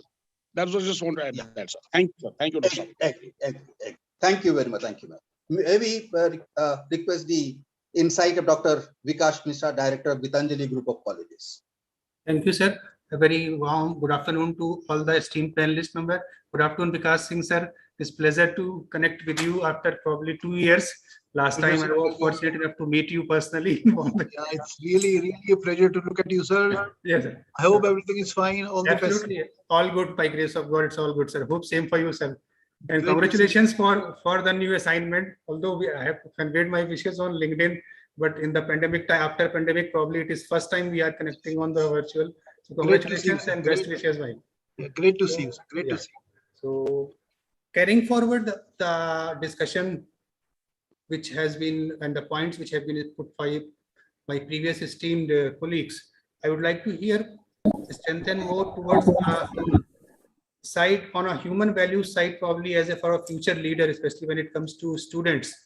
What personally I feel these days students are very impatient, so they need to first of all be given the education or the knowledge of human values, transferring the human values, the character building, and having the empathy is very important factor. What I feel as an administrator, that we need to build that character, that human values and patience, and the empathy factor is very important, which is playing a very important role, because the future generation or the 21st century generation, as it is widely said, that it is going to be the century of Indians. And as Vikas Singh sir has very rightly pointed out in his address, that almost 50 plus CEOs are from Indian background. But although those executives are having education of altogether a different type, but these days the education obviously is given on altogether a different level. But the patience is missing, where we as an educational institute, as an higher educational institute, need to more focus on that particular aspect of the site, where we should invite the spiritual and the cultural aspect to the students, whether they are from the engineering side or from the management side. So that is very important, apart from going to be collaborative learner there, and that concept of the lifelong learner is very important. These days students passing out are not having that much of, in terms of vision, to move ahead along with the learning process. They are very short in terms of they are only oriented till the point they are into the undergraduate or the postgraduate course. But the concept of lifelong learning is very important, going to be a proactive approach.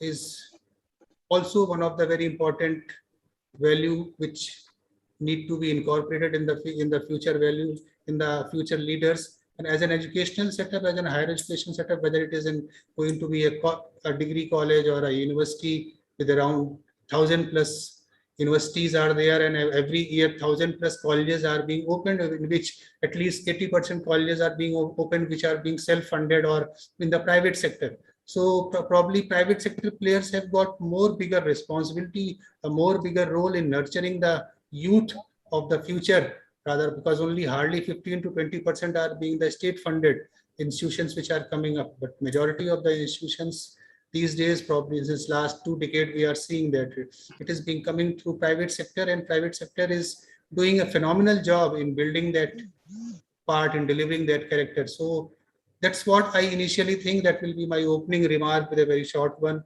that imbibing the human values, character building, empathy is going to be my say or my stake, which is very important for the future years. Over to you, Gupta sir. Thank you, Dr. Vikas. I think that was a very, very interesting point. The softer side of life, the human value, the spiritual aspect of it, the empathy, the value system, the value system. That should be the focus of the higher education in terms of the building blocks of the leadership of tomorrow. That should be the focus. That's a very, very interesting point. Now, having understood got some insight, some brief insight into the whole concept of the leadership and the focus of the education institutions, my one important question remains. That's a very, very important question. That what we think are the top leadership skills which will be needed in the 21st century. 1 or 2 top leaderships according to each one of you, and what should be the role of the education institution in influencing those skills. So 1 or 2 top skills which are needed for tomorrow's leaders, for students I'm talking about, and then what the education institution should do to imbibe those 1 or 2 skills. So can we start once again from Professor Vikas Singh? Thank you once again, Dr. Sen Gupta. Sir, leadership has been studied for more than 100 years now. Ohio State study, Michigan study. There has been a lot of theories on leadership. I personally, believe that what Manish said, 100 years back, leader is basically who can conquer the context. Again, I would take the same point. Indian students, the manager is supposed to conquer the complexity. Leader is supposed to conquer the context. Now, because of our, complexity, I think our students at the beginning of their career, they get demotivated by looking at the complexity of the situation. But as they progress in their career, 10 years down the line, because, we are, being Indians, we are always humanistic in our approach, so that trait of having a long range vision or understanding the context, and then, under those situations of, I would say, restraints, constraints, and then, shining in those difficult situations like Kichod mein Kamal type, So Indians are doing exceedingly well in their careers at a later stage, only because of the Indian culture and only because of the way we have been trained. So I believe we should remain theory Y kind of leaders. We should never go for, McGregor theory X kind of leader. Let us remain humanitarian in our approach. Let us remain, long-term, optimistic, positive thinking. And this is what, we as leaders should also, teach or make our students, learn what Vikas Misra ji rightly said, lifelong learner. We should never believe that change is always going to happen. How to cope with the change, or how a person is coping with the change, that shows the leadership abilities. So I think we should teach the student, we should make them learn that they should always be updated, keep on learning, remain human in their approach always, look at the bigger picture, the wider perspective, long range vision. And I think, I again believe that Indian higher education is doing a good job as far as this direction is concerned, sir. Oh, that's a great interjection. That the leadership should be more of a contextual rather than leader. We are talking about the looking only at the shorter side, that is the complexities of the situation. So you should look at the bigger picture. And that's right, actually, because the moment you try to look at it from a leadership angle or the leadership prism, you look at the bigger world rather than a smaller world. When you look at the bigger world, yeah, so you're talking about positivity, optimism, value system, etc. That will play, and we are telling the Indians are the best suitable for that role of looking at the larger side of the life. That's a good intervention. And results are proving that, sir. You know, Dr. Sengupta, as you can see, results are proving. 50 large organizations are headed by Indian students, which shows that we are excelling in that direction. And this, you know, as very rightly said by Dhar Sahab, I think this century belongs to us, and we are going to get, you know, at more and more senior, and you know, these kind of roles will be there with the Indian students. I am quite hopeful. I'm quite positive in that direction, sir. Yeah, that's a good point, Professor Vikas Singh. The only one rider is there that many of the students have got a significant portion of their education once again in the foreign setup also. You know, that's a conjecture actually, that they have got some portion of education in the Indian setup, but at the same time, a significant portion of their education has also been in the foreign setup. So that should not be discounted. Can we get the view of Professor Swati Loda, that what do you think are going to be other than the total leadership, what are the specific one or two leadership skill set do you think are the most important, and what are you trying to do to imbibe them? What are your thoughts? Thank you, Sen Gupta sir. Thank you. My top picks as the two top leadership skills would be the first skill that I think which is very important for all of us today is transfer learning. That is a cross learning mode, which is like we should be learning not only interdisciplinary learning but intergenerational learning too. That is something which I feel is going to be a very big leadership aspect for future. And my second pick is transparency, because we are moving into a direction where we are doing a lot of blended learning, as Dr. Sen Gupta rightly mentioned just now. And so when we do blended learning, when we work in a blended mode, transparency, if I quote Mr. Ray Dalio, radical transparency is something that I am a great admirer of as a leadership trait. So it is very important to have competency of imbibing candor.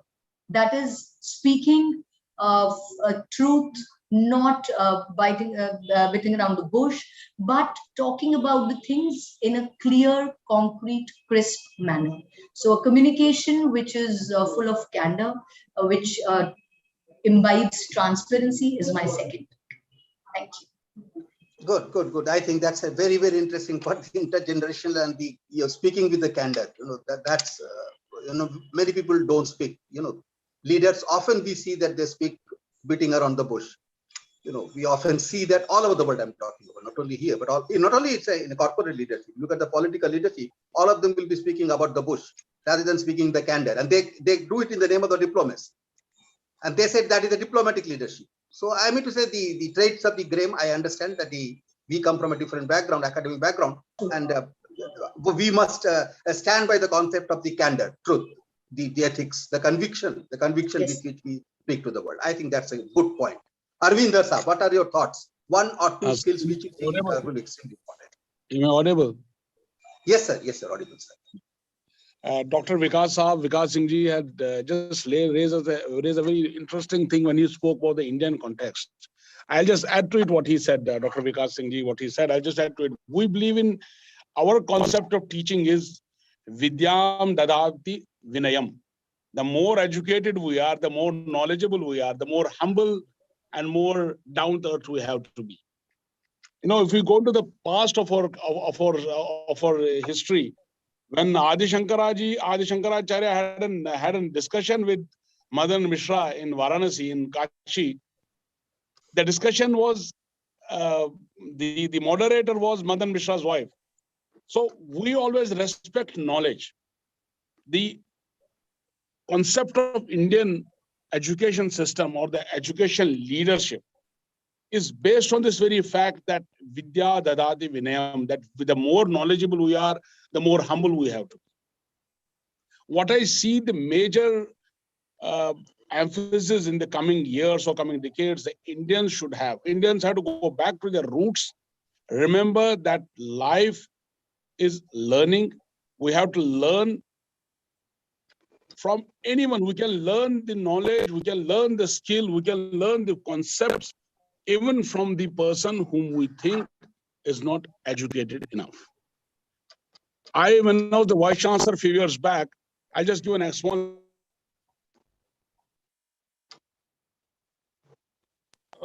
I met a farmer, sorry. When I was a few years back, I met a farmer, as I was newly being made a vice chancellor, I met a farmer in Haryana. He had created a new breed of wheat crop. The scientist from agriculture university came down and met him, and he was later on awarded by the state government. My point here is that the people who are down on the ground, they too have knowledge. It's we have to make it possible, or we have to inculcate this into the students, that knowledge is to be partaken. As Pandit Madan Mohan Malia once said, हर द्वार में दाता खड़ा है, लेने वाले हाथ चाहिए. We need to develop that intake capabilities in the students, that they should be ready to learn. Learning and constant upgradation of their knowledge and skills should be the benchmark, or should be something which should go into the minds and brains of students, and which we should, as educationists, continuously tell them that we are not the ultimate. We have to continue learning, and we should continue learning for a better future, not for ourselves, but for the society. I think that's the skill which I feel we should continue, or the ability we should have in the future. Thank you, Dr. Singh. Oh, great. I mean, that's a great point. Vidyadharati Vinam. So humility, we must know, and we must have that learning propensity. Not only the learning propensity, but that willingness to learn at every point in time, upgrade our knowledge and skill. And that's what Professor Vikas Singh, I think I talked about, the life skill learning, etc., etc. I think that's going to be the difference between an ordinary person and an extraordinary person. Yeah, Professor Vikas Misra, your thoughts, please, on this particular subject. That one or two skills of leadership which you think are important in tomorrow's world.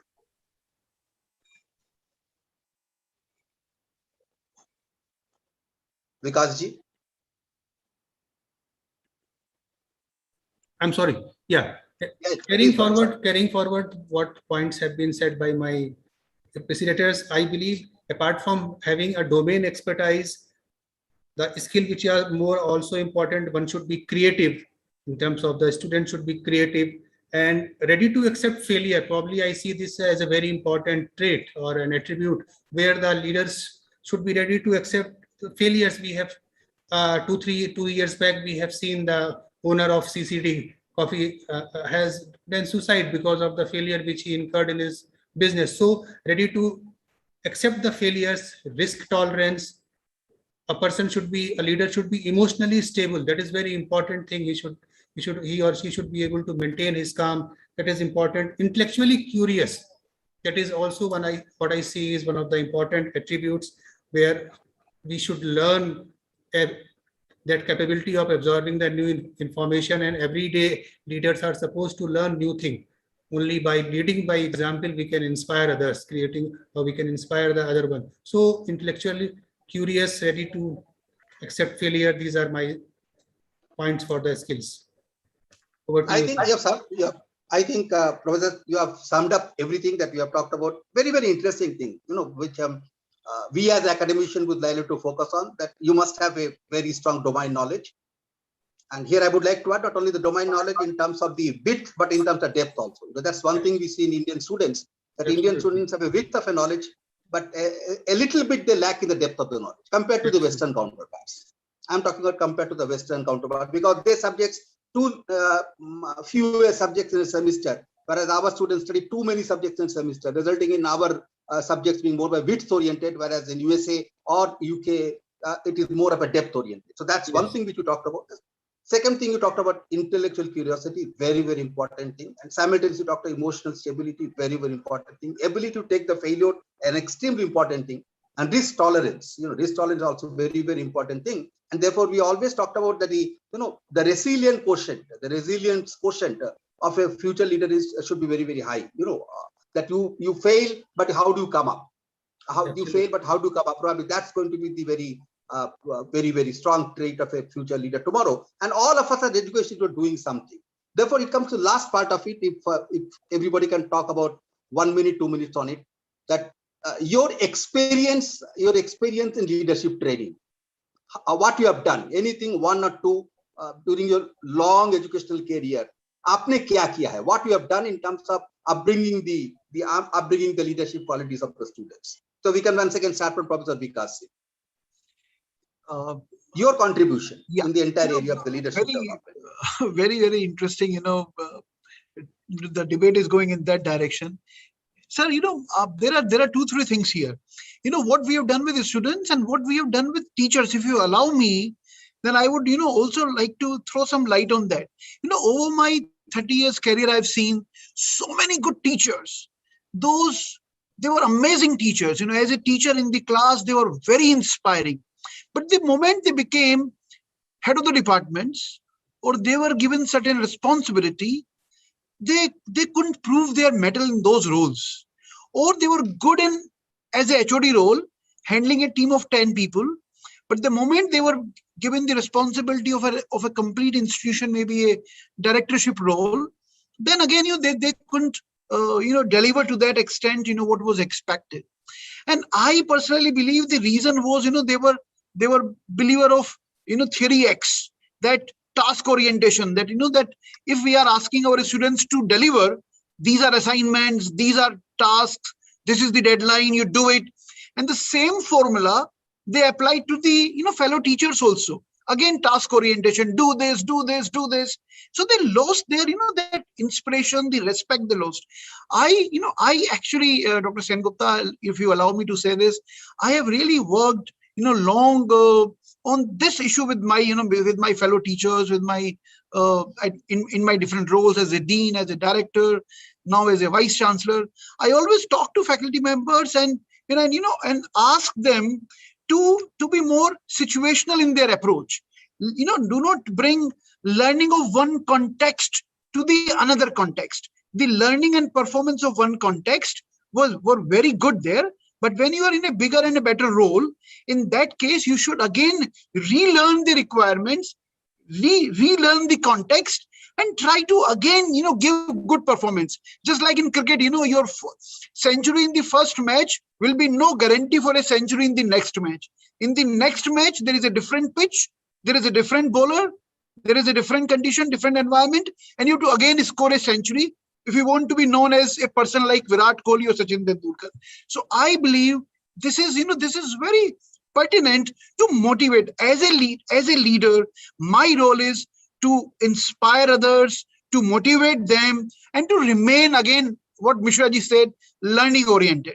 That every time the context will be different and you need to perform afresh in the new context. And I have seen number of success stories. I have had so many, my old colleagues, now they are working in IITs, they are working in IIMs. 2 of my old colleagues are now heading 2 different IIMs in India. Number of good teachers, are there in IITs. So which shows that, we have the mettle. The point is that we should continue to learn the different context and learn to, build on our leadership skills. Sir. And I think I have been quite successful in that direction. Thank you so much. That's a great point. That's a great point. We did a study, we asked about 30, 40 top leaders. I'm talking about the vice chancellors and other people. We talked in India that how do you spend your time? When I talk about a time, I'm talking about your official time. How do you spend your official time? Let's say 10 hours, 12 hours, whatever the time you spend. How do you spend in terms of the scholarship of teaching, the scholarship of research, and the scholarship of administration? You'll be surprised to know that in Indian context, it is heavily biased toward the scholarship of administration. About 80% of the time we saw that the 80 to 85% of the time we saw that the top leaders, they go into the scholarship of administration rather than scholarship of the teaching or the scholarship of the research. Now, if you do the same study, Harvard Business School do the same study for the American deans. The top 20 business schools, what they call Ivy schools, the top 20 business schools, they did a study and they wanted to find out how do they apportion the time between the scholarship of teaching, the scholarship of research, and the scholarship of the administration. And they saw that is complete. We saw the result that the result is completely different. About 60 to 65% of the time they spend on teaching or the research, and only 30% of the time they teach in the administration. That makes a difference for a leader. That makes a difference of the leader, which you are talking about, the whatever you talk about, the total leadership, which Dr. Swati talked about, what you are talking about, inspiring the others, that if I become only an administrator by being a leader, I lose the track. So as a leader, I need to develop, I need to motivate all my employees so that they can really shine themselves. That's probably one of the most important things. And all of us are doing a great job in it. We should migrate from the role of the administrator to the role of teachers and the role of what you call researchers, so that we can mingle with the faculty members more, and we can be a part of them rather than be a boss of them. That's how the theory says in America, that if you really want to manage an education institution, there I'm talking about, you need to be a part of it rather than be aloof of it and standing on the hill. That I am the leader, I am the boss. So I think that's the major difference between the Indian what you call educational setup, leadership, and the American education. I'm not a supporter of American education, but I'm talking about the leadership styles. Yeah, Dr. Swati Loda, what are your thoughts of that? What are your thoughts that your success story, your experimentation, one or two? Sure, sir. Thank you. Thank you for asking this interesting question. And as Rahul spoke in the beginning, that I started my career as an entrepreneur. And I'm talking about year 1997, when most of the people didn't even know how to spell the word entrepreneurship. Even in the MBA course, it was taught in the 4th semester, while I started my first venture when I was in the 2nd semester of my MBA program. And so I learned about entrepreneurship as a subject later than when I started my first company called Swash Private Limited. And it offered training programs to youth. And we started it in Rajasthan, which is considered to be a little traditional backward place. But I belong to Rajasthan, and so I started it there. And for 14 successful years, I ran my training programs in collaboration with Harding University, USA. And these were the programs where many IITians, many engineers, many postgraduates, women, professionals, youngsters were taught. And one of the things that give me a huge satisfaction in my career is that I've trained those students at a very young age, doing those programs which were conceptualized and designed by me. And today those students have grown up in last 20 years, and I can see them sitting at so many different places. But we still run a Swash Alumni Association where we are in touch with those amazing students, and they still tell me that that 1 month stay in Swash changed their lives in such wonderful ways. So that is one thing. Then as an author, I've written a few books where I've written some inspirational books for youngsters, and also I've written 2 books about parenting. Then I do programs on leadership and parenting, connecting them together. I did an adaptive leadership program at Harvard Business School, and there we created this program on leadership and parenting. So that is a beautiful program which I conduct in corporates. So that is again a way of leading trainers or leading leaders, making them ready to excel in the corporate role as well as in the family role. So, and how do we crossbreed both the things? There's a cross-pollination of learnings from the leadership role at the corporate or at the workplace to the leadership role in the family, that's as a parent. So I've done those things. Then recently I wrote a biography of an entrepreneur, and I've sold the book rights to John Abraham Entertainment to make a film. So that is an inspirational story of a woman entrepreneur. And it is going to be seen as a series or as a movie very soon. So that is an inspirational story again. And heading different academic institutions, I was the chief incubation officer at MDI Gurgaon to start their incubation cell. And so it has been a mix of so many things, but it gives me a huge satisfaction in saying that total leadership has been my forte, and I've tried to move my leadership style, trying to give back what I am experiencing in different roles that I've been playing in my life during different junctures. That is what. Great. Very nice to hear your very success story, diverse success story. Most interestingly, the entrepreneurial leadership creation success story. Yeah. All the best, madam. Professor Arvind Dharji, if you can share your thought very briefly. Very What do briefly, you think? What is your experience? I will only tell you two things because I will take a leave from what you said. See, India, we are highly guided by. We have a lot of laws, and every aspect and every thing which we put into place is being guided by laws and legal framework. So my journey always, since I started heading the institutions from 2009 or 2008 onwards, or rather 2007 onwards, and when I became the Vice Chancellor and the Registrar, I had always been focusing on whatever changes or whatever curriculum-based adaptations we are going to have should be legally tenable. My view has always been that giving degrees, I think Professor Vikas Singh ji will also agree to it as Vice Chancellors. We have been very, very careful whenever we plan a new program, and whenever we put a new program into place, even if we want to alter the certain basic framework of it, but we can't. We are guided by the stringent laws and advisories of the government and government regulatory bodies. I'll give an example and I'll sum it up with that. In 2009, I was having an interaction with the Education Minister of Assam that time. He said, why don't you do something with the tea garden plantation workers or the people from the Kharbi Onglong and other the Bodo areas, the people who will go into the tea plantation, kya aap MBA mein unko kuch extra padha sakte ho? Exact words were, kya aap MBA mein kuch extra padha sakte ho?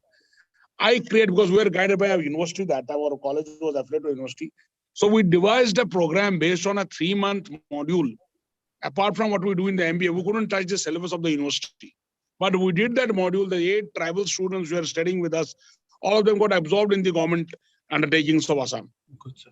My point is, a leader should always adapt, keeping in the legal framework, because India is highly legalized society. We can't play with the laws. The laws are very stringent, are very elaborate in India. It is not United States. We have got strong regulations, even how many classes and how many credits and how many hours you have to teach. Everything is defined and very well codified. So keeping that all into mind, whatever innovation or new things we tend to do, we always have to keep in our mind that we should not cross the Lakshman Rekha of the legal framework, which advisories come from the regulatory authorities. So with this, I think we can change, but we have to remember that we are guided by a strong legal framework in India. So we can work within that very framework always. Thank you, Dr. Gupta. Thank you very much. आपने बहुत अच्छा चीज बोला that whatever you do, you have to do within the legal framework. But I think things are changing, and what has happened is that if you look at the NEP 2020, the one of the major recommendations, and it has been accepted, and it's a question of implementation, that the things once you're accredited, once you're accredited, you will have a total freedom and flexibility of doing whatever you like to do through your institutional board of governance system. Now, when it is going to implement it, all these things are good when we read it. If we look at the various states, I think Vikas साहब बोलेंगे उनका पड़ोसी state है Madhya Pradesh. They have a private university regulatory authority. We also have a in Chhattisgarh also we also have some, but there are, we have to work within those statutes and regulations. That's true. That's true. Yeah, that's true. If we want to imitate the foreign countries, if we go and talk to the universities of US or UK, they can start an innovative program without there are no specific regulatory authorities there as we have. In Haryana, we have to take an approval from the state government even if you start a diploma program. That is to be before the session, I think 9 months before the session starts. So my point is that we can do a lot of innovations, but we are always guided by the regulations. Because very. But I think, Sen Gupta is saying, right, sir, this new education policy is saying light regulations, tight regulations. So I think, yes, we are going to move in the right direction, sir, in the times to come. So things are going to change for a better, betterment. Yeah, the last input we take it from Professor Vikas Misra. Aapka idea of 1 or 2 experimentations which you have done. Thank you, sir. My leadership in way is very simple. I try to build fellow leaders. I always try to get the solution from my team member. I never believe in dictating the terms. So whenever there is an issue which requires a decision, I always ask my team members or my HODs or deans that what is your opinion, what is your say. I always try to make an attempt to that they should be captain of their ship. My role is to observe them, to handhold them, and if they are going somewhere wrong, then I intervene, and then I try to give the proper solution. But at the very initial stage, I never give solution to them, because then they will become always adaptable that it's fine, there is a person or there is a one institution which can give me a certain solution. So I always try to bring that leadership quality from my team. So that is what a very plain and simple way I try to work, and God has been great that and kind to me that at least I have got succeeded in this approach. A collaborative leadership probably I always try to adopt, where I try to bridge the gap between the skill set of my team members, and I try to develop that skill into particular team members so that they are capable enough to lead any problem or any solution. Thank you, sir. That's a great point, actually, and that was a very, very nice summing up point. That there is a great saying that a great leader is one who creates other leaders. Probably you are trying to do that thing, that you are trying to the collaborative leadership. You are trying to create the fellow leaders, because empowering others to take decisions, I think that's probably one of the great jobs of a great leader. And as a leader, probably it is our responsibility to create future leaders. Absolutely. That's the topic of this. That's the topic of the panel discussion. That how do I create a future leaders? So Vikas Singh have talked about creating also the future leaders within the institution, and we are talking about creating the future leaders in the society per se by creating the leadership abilities among the students. So I don't think we have time to take the questions from the audience. If any other question, you can send it to Rahul Binoy, and we will answer those questions. I think it was a wonderful, wonderful, wonderful panel discussion. We got a great insight into the leadership of tomorrow. We got a great divergent, no contradictory, but divergent and complementary and supplementary viewpoint from the various esteemed panel members, that how the things look forward and how to take the things forward. One point which came out very, very strongly, almost by everybody, that India has got a great roots. India has got a great culture. India has got a great value system. India has got a great ethos. India has got a great history. And therefore, even the national education policy is talking about that building up the international leaders with Indian values and ethos. Building up the international leaders with Indian values and ethos, probably that's going to be the focus of tomorrow. And therefore, all the speakers today, Professor Vikas Singh and Professor Arvinder, they talked about the building up the Indianness into the whole thing, the Guru Shishya, whatever talk the name actually, but Indian into the whole theme, or whatever the Professor Vikas Misra talked about, your values when you talked about empathy, they're all inbuilt into the Indian system. Our Professor Swati, whenever she talked about the total leadership, that means how do you manage the home as well as you manage your corporate world, that's also talking about the Indian value system. Because if you go to America, they never talked about the managing the home and the managing the, managing the office. It's the Indian value system. So the Indian value system is probably going to be the crux of the leadership. So on behalf of the ASMA, on behalf of all of us, we thank all esteemed panel members for being so good, so gracious, and so wonderful in the panel discussion. And Rahul for giving all of us this particular opportunity. Thank you, Rahul. Over to you. Thank you so much, Gupta sir. And that was such a remarkable and insightful discussion. And I'd like to thank all the eminent speakers, Vikas again, and Arvind sir, Swati ma'am, and Gupta sir. You did a wonderful job moderating the whole session, sir. It was an absolute pleasure hosting you all. And I really truly admire all of you, the knowledge you entailed upon all of us today. Thank you so much for all of it, and stay safe. Have a great day ahead. Thank you. Thank you. Thank you so much. Thank you.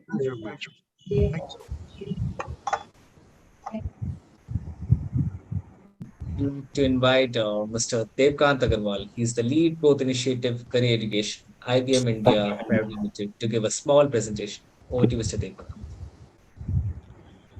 Thank you, Rahul. Thanks for having me on this forum, and it's very heartening to listen about the topics which we are just discussing, leadership. Thanks for the inputs which all the previous panelists have given. So I'll just take you through some of the aspects of the topic today, which I have been asked to, which is the challenges and avenues of assessments in COVID-19 situation. So if you just allow me to share my screen, Rahul. Yes, you can. Okay.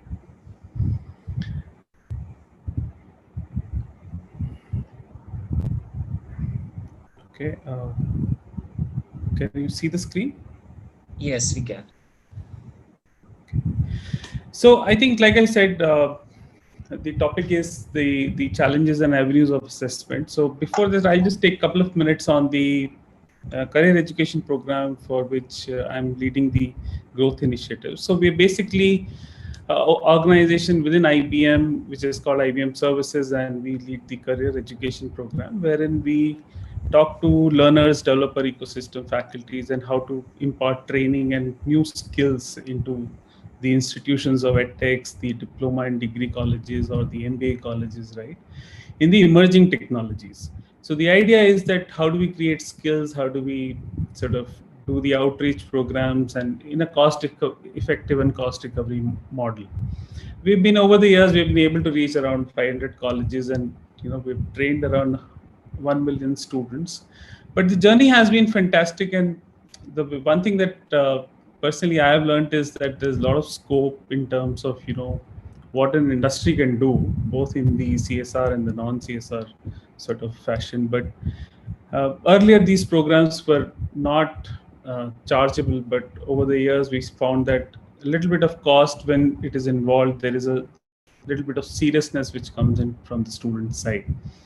So from a coverage perspective, we've been fortunate that a lot of the engineering colleges or MBA colleges are now part of our program, and we do 4-year degree programs or 2 years MBA programs wherein inculcate curriculum into this entire journey of a student. Not only the curriculum through the content, but also the labs, the training, and other things that is what we do. So just from an overall perspective, we have 7 major tracks or the content in which we impart or do all of these things, both in the IT and the non-IT space. When I say non-IT space, meaning now we have seen a lot of colleges also sort of driving towards who are not in the core IT, but they also want some basic knowledge on the IT segment actually, right? So a lot of BCom and BSc maths or economics or other faculties or the institutes are wanting to learn basic IT sort of skills. So a lot of traction there, and these are the 7 tracks, which is AI, data, IoT, cloud, full stack development, blockchain, and security. We have other skill-based courses as well surrounding these technologies.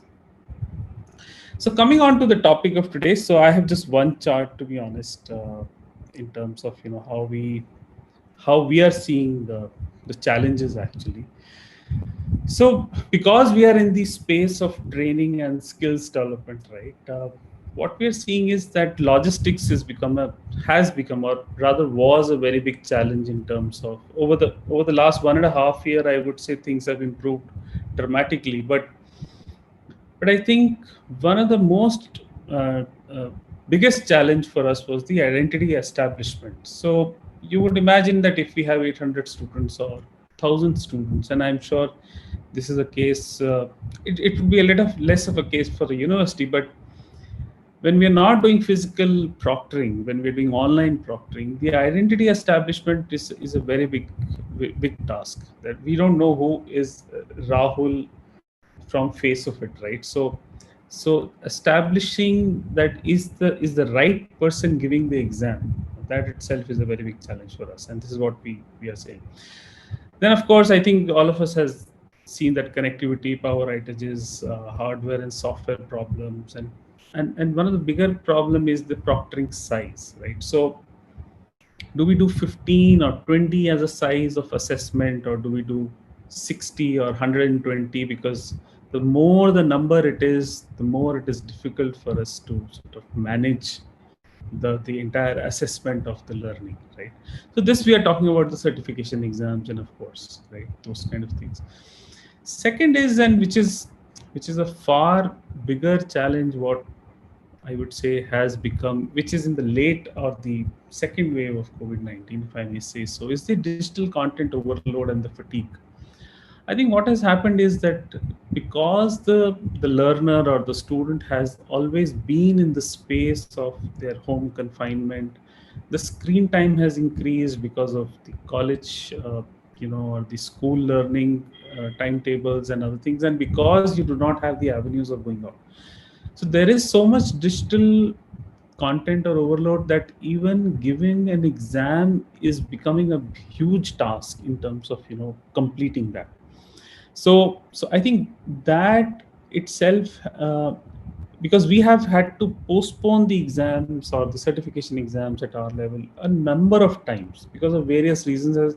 And I think this was one of the reasons that we feel, or we came to know from the faculties, that okay, there is too much of an overload today or this week, can we do the exam next week or things like that, right? So I think that this played a major role, even though there is not much of discussion on these topics, but this is what we have sort of assessed.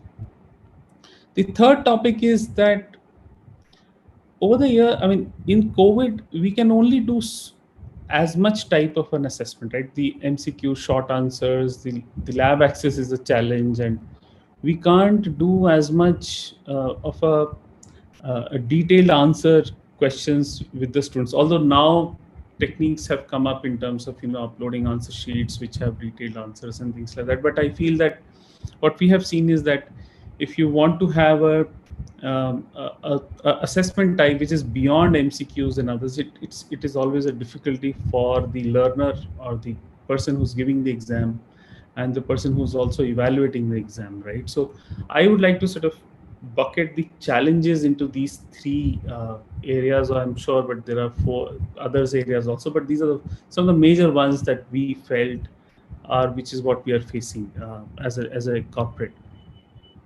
Now, going to the innovation side of it, as to what are the things which have happened in the COVID times in terms of how we have been able to circumvent or finding solutions into these, is the identity establishment is still a challenge, but from a from cheating, or if I may use that word, I think there are a lot of solutions which has come around screen lock and the examination of taking the examination at their own pace, so that there is no burden of giving the exam at a specific time. So that sort of caters to the second point in terms of the digital overload or the fatigue part, and self-assessment. So not to have proctored exams every time, right? So self-assessment is something that we have seen has really picked up, and although the trust factor or the quality may have not been as high in the physical examination, but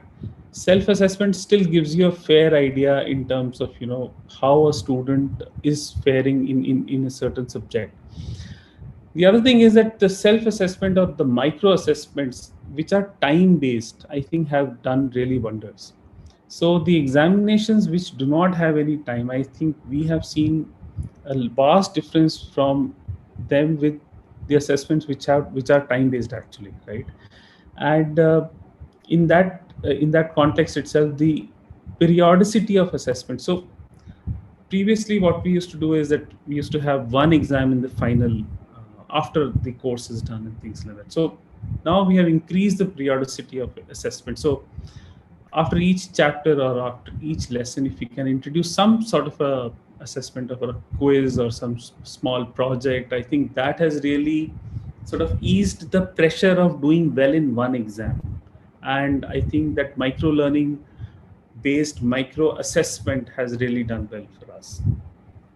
The third is the randomization or the personalization of the assessment actually. So I'm not sure, I know one of the organization already does that, Salman Khan Academy. I'm not sure how many of you have heard of that, but I think in COVID, the assessment is also going very personal, in the sense that not all students are getting the same questions in the same chronological order. So as IBM also, we're trying to shift into that gear, but a lot of companies have started doing that. So it is becoming AI enabled in the sense that if you solve a question of a grade A And if you're not able to solve that, assume, or if you attempt a question of grade A, you're not able to solve that, you basically get a question of grade B. You don't get a question of grade A plus. So basically the exam is trying to sort of grade you what you know. It is not sort of trying to see do you qualify or not. It is trying to grade you actually in vis-a-vis your class or yourself itself. And then when the final exam results come in, they will tell you that exam will actually tell you that you're weak in these areas but you're good in certain areas, right? So that is a sort of thing which has been implemented in a lot of places, but yes, I think COVID-19 sort of forced us into that direction. The other thing is the project-based assessment that learn by doing, right? So I think one thing that has really excelled or accelerated, rather not excelled, is that giving small project ideas, and it's like an open book, right? So if you do a project-based learning or an assessment, we have seen at least that the students are learning more and there is less pressure of the examination sort of thing, right? So if you give them a problem statement, even if their books are open and you can do it in 2 days or 3 days time, I think that learning has really sort of catapulted in COVID-19 situations. And of course, the onset of simulators for both hardwares and softwares were also there, but hardwares have really increased in C19. So I think those were the major points for me to sort of highlight. In the hiring process, the last point which I want to say, in the hiring process, there has been a lot of personalization. It's a sort of continuation of the previous point. If you see in previous years, in the hiring process, there were very standard questions or the papers which used to come. But now the hiring process, it has become very role based, or what is your background. If you're from IT background, these kind of questions or these kind of papers or this kind of evaluation system will happen. But if you're from non-IT, if you're from commerce or if you're mechanical and others, some of the other roles or other assessments are being now taken. So I think that is also shifting a little bit thanks to sort of COVID-19 situation. So I guess this is what I had to share. For paucity of time, I have kept it very short. I hope it was helpful, and I'm not sure if there is time for questions, but do reach me out on my LinkedIn or a Twitter handle. I'll be happy to answer any questions. Thank you so much. Thank you so much, Mr. Yeah, thank you so much, Mr. Devgan. Thank you for that wonderful presentation. So now moving on to the last panel discussion of the day. The topic of discussion is industry academia to foster the spirit of social entrepreneurship. And I'd like to warmly welcome the speakers, eminent speakers we have here today with us. Starting from Professor Kamal Kishore Sharma. He's the Director General of the Taxila Business School. During his career, he has worked across several sectors, including PSU, Indian Civil Services, MNCs, subsidiaries, universities, and startups. He's an MBA and fellow PhD of IIM Ahmedabad and began his career as a management trainee and rose to the position of MD and CEO of an MNC. He has taught and led many educational institutions in various capacities and has consulted, advised, co-founded, and held directorship in several startups. At IIM Ahmedabad, Dr. Sharma worked with Stanford University, the United Nations Environment Programme, and the Government of India across several consulting and training projects.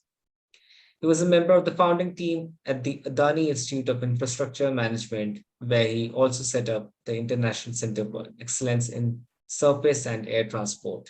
Thank you so much, Kamal Kishore sir, for joining us. Now, moving on, we have Dr. Meena Rajesh. She is the Vice Chancellor of G.H. Rai Soni University. She has over 18 years of experience in teaching in varied subjects such as marketing, human resource management, strategy management, business economics, and operation management.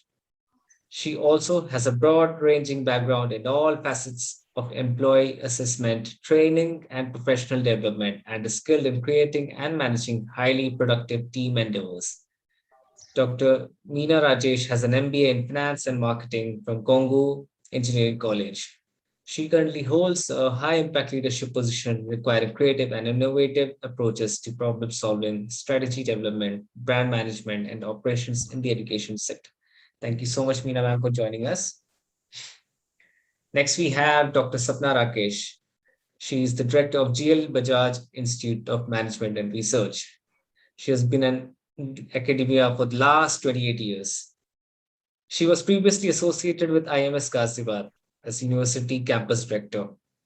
She is a prolific researcher with more than 75 findings and research papers published in national and international journals. She has received numerous awards in the field of education, like Rashtriya Shiksha Gaurav Puraskar by CGR and Philanthropy Award by LNC Foundation. With her vision, IMS Ghaziabad has been able to grab #1 position in UP and Uttarakhand for the last 4 years consecutively. Thank you so much, Sapna, for joining us.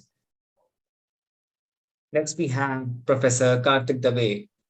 He is the Dean Planning and Dean SBPPSE, Ambedkar University, where he has been serving as a professor and Dean of School of Business, Public Policy, and Social Entrepreneurship. Professor Dave brings in rich experience of around 20 years in industry and academics. He has been involved in teaching, training, and research activities. He's also serving as director and board member of AUD Center for Incubation, Innovation, and Entrepreneurship. Currently, Professor Dave has an additional charge of Controller of Finance at Ambedkar University. He has been associated as visiting professor at Neoma Business School, France, ETA, Spain. Professor Dave has also published 2 books and many research papers, cases, articles in academic journals and newspapers in India and abroad. Welcome you, Karthik sir. Thank you so much for joining us. And finally, the moderator of this August panel, Dr. Samir N. Karkhanis. He's the CEO of Young Executive Education. In the last couple of years, Dr. Samir and his companies major work evolves around helping corporates to identify learning needs, goals, and deliver programs for their workforce, ranging from C-suite executives and CXOs to entry-level teams. Before starting his entrepreneurship journey in 2017, Dr. Samir has gained rich corporate experience with leading Fortune 500 companies like ExxonMobil, Foster Brewing Group, General Electrics, and his last corporate job was Chief Marketing Officer at B School. Dr. Samir is a sought-after thought leader, speaker, resource for university, founders and CEOs of companies who need help to build 21st century skills and strategies to remain relevant in the ever-changing world. Thank you so much, Samir sir, for joining us. And I again welcome you all once again. Thank you so much for accepting our invitation. Leaving the screen to you, Samir sir. You may take up the discussion forward now. So hi, good afternoon, everybody. Thank you, ASMA and team, for this wonderful opportunity. And hello, my co-panel members. Really nice to have you all together on a Friday evening. A great tone to start end the week.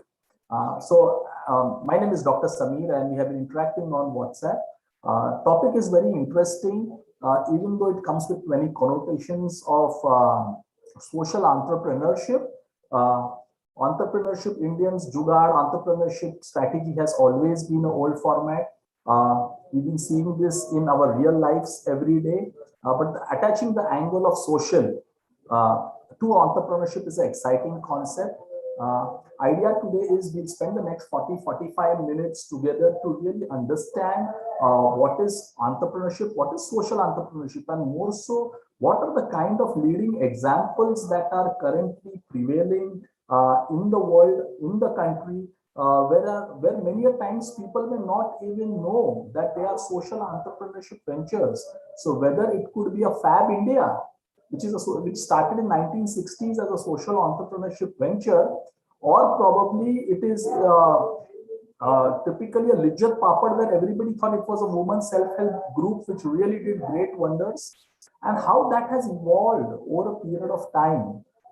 So is education a social entrepreneurship initiative, or is it taking a form like that? We always consider it as not for profit, but the central theme which is evolving in India and globally is education maybe a not for profit, a good noble cause, but social entrepreneurship, it is a big profitable business. So there are a lot of contradictions which will continue to happen. We all have great experiences in working with various stakeholders. So that could set a good tone for all of us to really understand. So just an example, as I was studying today on this topic, Neiman Shoes, a company which got funded for around $3 million plus very recently, is making shoes and chappals out of Bisleri and plastic bottles. And it's a rage among youngsters in India. So that's also social entrepreneurship. Companies like ours, which are trying to give free education to students and compensate that through apprenticeship, is also could be probably a social entrepreneurship example. And I'm sure senior colleagues of mine on the panel will have many more examples on how they are addressing the issue of social entrepreneurship. So probably we could start with some opening remarks. Professor Kamal Kishorji, if you can open up on what your views on social entrepreneurship, and then we can move from 3-4 minutes each one of us, and then really come to how do you drive outcomes through social impact projects, what kind of funds are currently available. Venture funds are looking aggressively as entrepreneurship. Central theme also currently looks like there are no jobs tomorrow for our youngsters, okay? All jobs are going to be freelancing projects, they are going to be assignments, they are going to be consulting jobs. People have to upgrade themselves to do the jobs of tomorrow. So basically you might be an employee, but you are an entrepreneur. Many a times a social entrepreneur where you do good and try to achieve the great. So this is something which is emerging. So Professor Kamal Kishore Sharma sir, probably some opening remarks from your side. Right. Thank you very much. Am I audible? Yes, sir, you are. Why this question is relevant is, I don't know whether you are seeing my background. That's pure natural sky. And yes. I'm actually in the village side. Wow. In the village side, on top of a third floor, a temporary roof structure, where I'm trying to get the signal.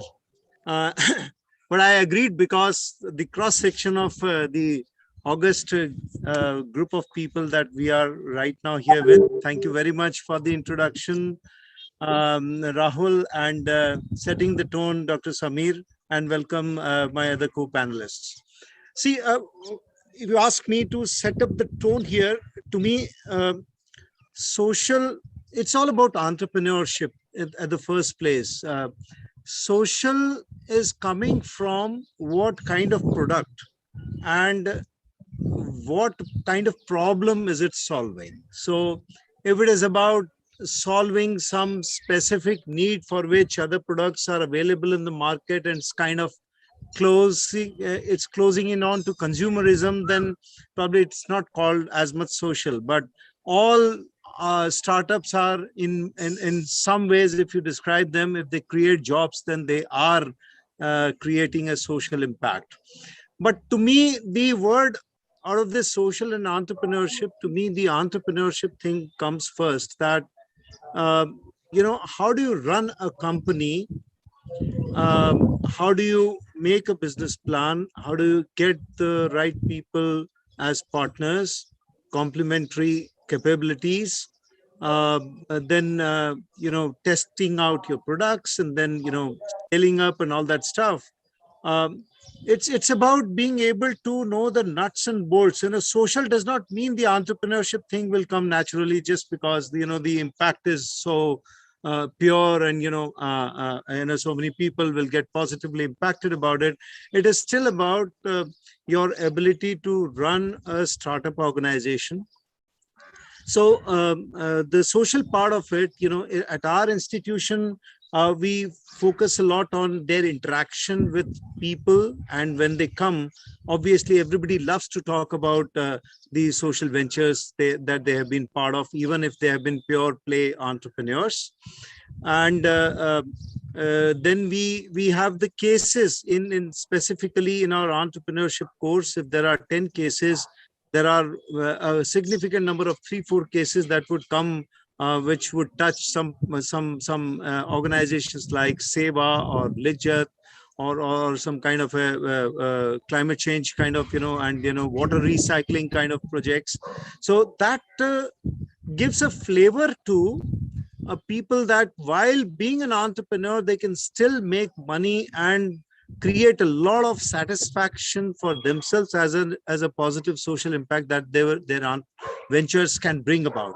So the social part of it is kind of slow nudging towards, but it still remains that, what the market talks about is the money lies in pure play rather than social entrepreneurship. Social entrepreneurship is a game that can be played by people who are too motivated towards solving a social problem, and that does not come at a very early age. So to me, it's about first making them good entrepreneurs, being able to understand the money flows, cash flows, the incomes and outcomes, and how to analyze customer needs, demands, feedbacks, and other things. Give them 50 rupees, let them go out in the market and try to create.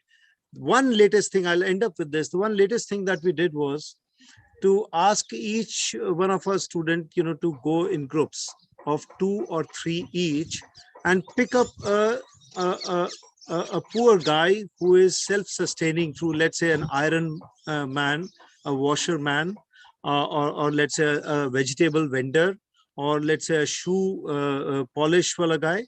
They have to pick up those businesses. They have to understand the supply chain behind, and how do they make money, how do they utilize money, and how is it possible? Then we ask them a question. Obvious question is it possible to scale it up and make that person a millionaire? So just trying to give them perspectives about running businesses and being socially aware. So at some stage we would expect social and entrepreneurship would come together. So rightly said. And sir, we envy you enjoying in a village in open air, and we sitting somewhere in Mumbai Parade on a 40th floor and doing this, both trying to achieve objectives of social entrepreneurship. Fantastic. Honorable Vice Chancellor, Madam Dr. Meena, good afternoon. You run such a big format university. We have engaged before during the Harvard Business School days also. And how do you look at social entrepreneurship? Because you have various streams, vertical, undergraduation, post-graduation, you all work with public policymakers. So what is your view on how this entire landscape is evolving? Yeah, good afternoon all. And the topic really sounds quite interesting, because when I read it twice, it was social entrepreneurship and not just entrepreneurship. I think we are at a very initial stage in terms of education imbibing social entrepreneurship in our students. What I feel is the major challenge is, if you take up any social entrepreneurship caselets that pertains to a local problem, and it varies from place to place. Every area has got its own problem. I would just quote example over here. Our university is situated in the most backward area of Madhya Pradesh, Chinwara district. It's supposed to be the biggest district in MP, but it's the most backward one. And within the district, there are n number of problems that the farmers have. So we have a school of agriculture science wherein our students, their curriculum has got 1 year of what we call rural awareness work experience program. Like they have to be with a farmer, with them in their village, solve out their problems and come up with solutions. But how many of them end up taking it up as a responsibility and making a kind of a business on their own? Very few, very few, because the challenges are more in terms of we are not teaching them right from the basics. What we have in books are the caselets of foreign countries and other universities, and not the Indian own grown examples, where we could teach them, make them aware about exclusively about social entrepreneurship.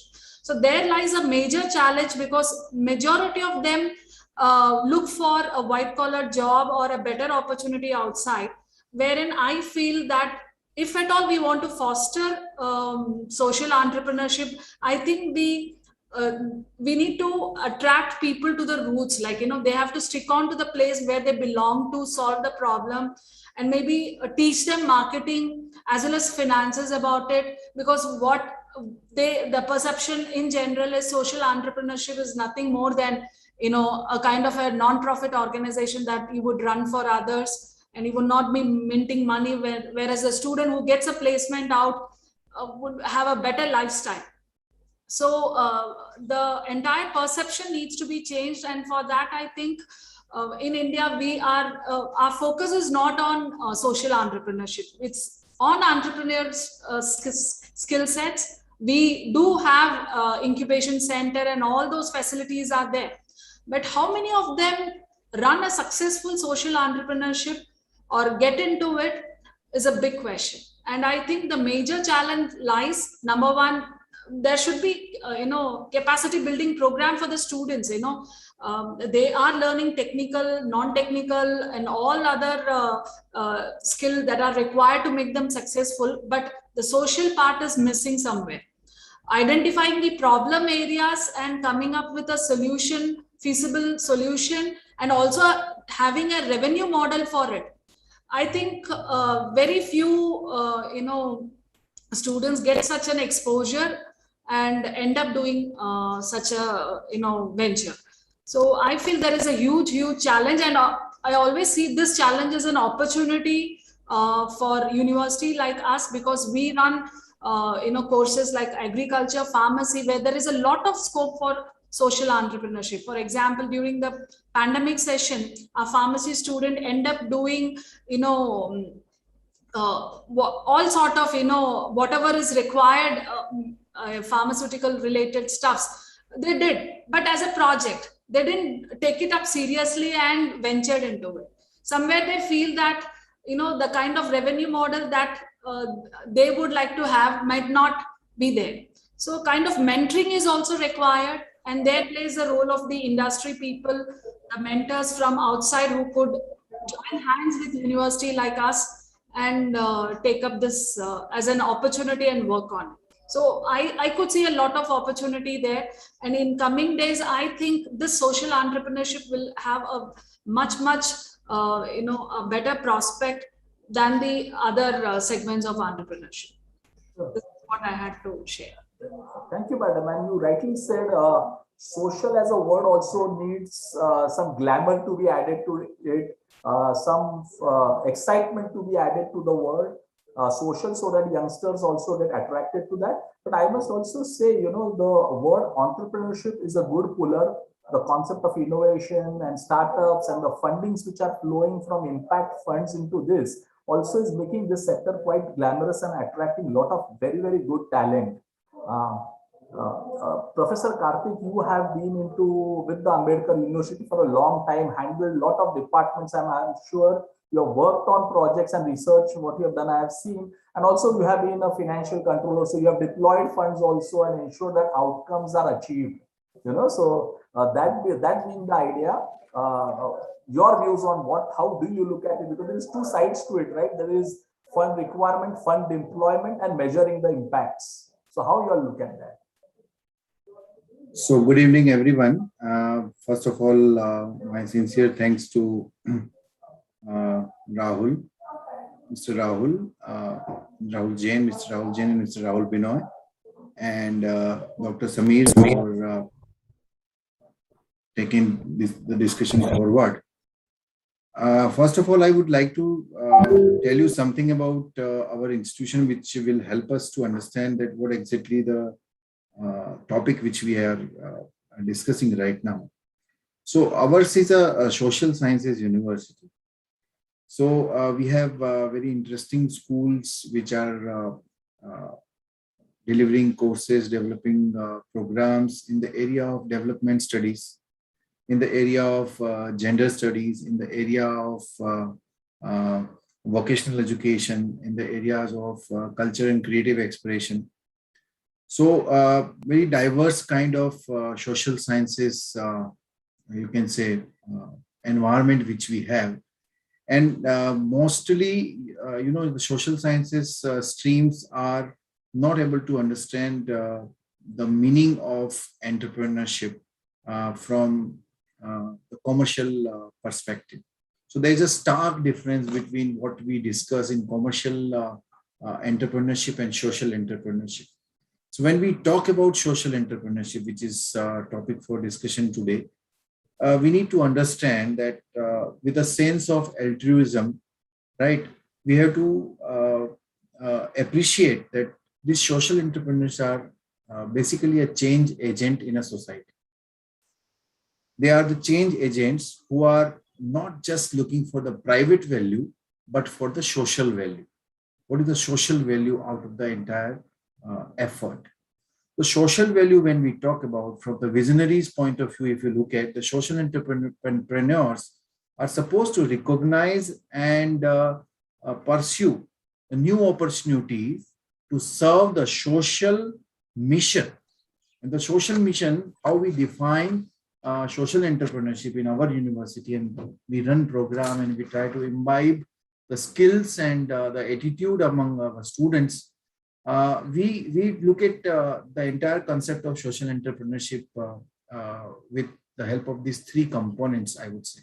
And these three components are, first of all, we need to teach and make them understand that how to identify a stable and inherently unjust equilibrium that is causing in the society what is exclusion, marginalization, and how this human being is suffering. So what are the different issues which they are facing? What are the financial means or political clout to achieve any transformative benefit for the entire society? So this is the first component which we make them understand that in social entrepreneurship, you need to understand what is this stable and inherently unjust equilibrium. Number two, we need to understand that this unequilibrium which we are referring to will create an opportunity, within this unequilibrium, I would say. And how we are able to develop a social value out of it. I mean, what kind of social value proposition we are talking about, right? And then how to inspire them, how to make them understand and nurture their creativity, and what kind of action would be required to create this value proposition, right?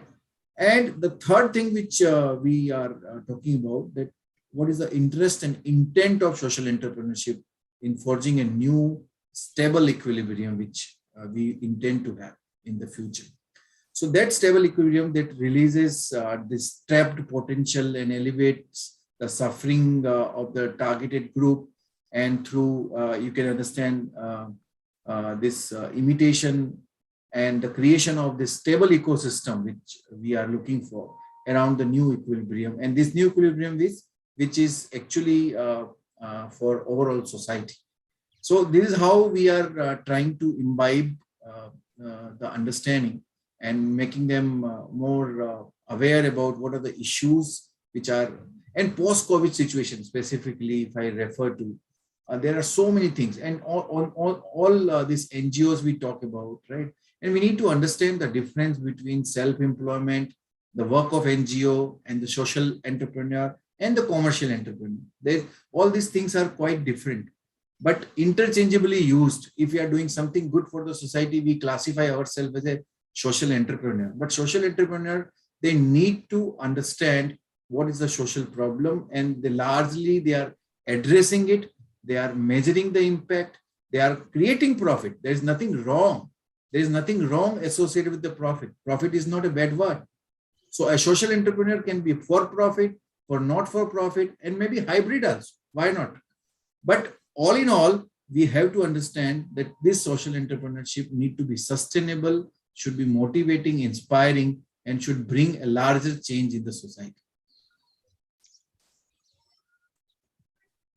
Absolutely fantastic, Professor Rakesh, and thanks a lot for, Professor Karthik, I'm sorry, to really clarifying that there are different categories and classes, and it cannot always be looked at the same lens, even though now things are converging and becoming into hybrid models. And yes, you're right, profit is not a bad word. because technology is going to need investment and investment is going to need returns. So social entrepreneurship is getting impacted that way. And now to Professor Dr. Sapna Rakesh, I purposely kept you in the end because you come from a business school management. Thank you, Dr. Samir. I think it's very difficult to speak anything after entrepreneurship organization, you know. Am I audible? Yes, Professor. Thank you. Yes. So I was saying that it's very difficult to speak after three learned speakers who have covered the entire canvas of what social entrepreneurship could be about.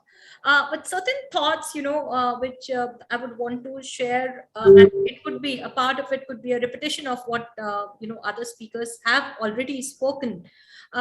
Is that when I think of social entrepreneurship as a B school, entrepreneurship itself is a big challenge.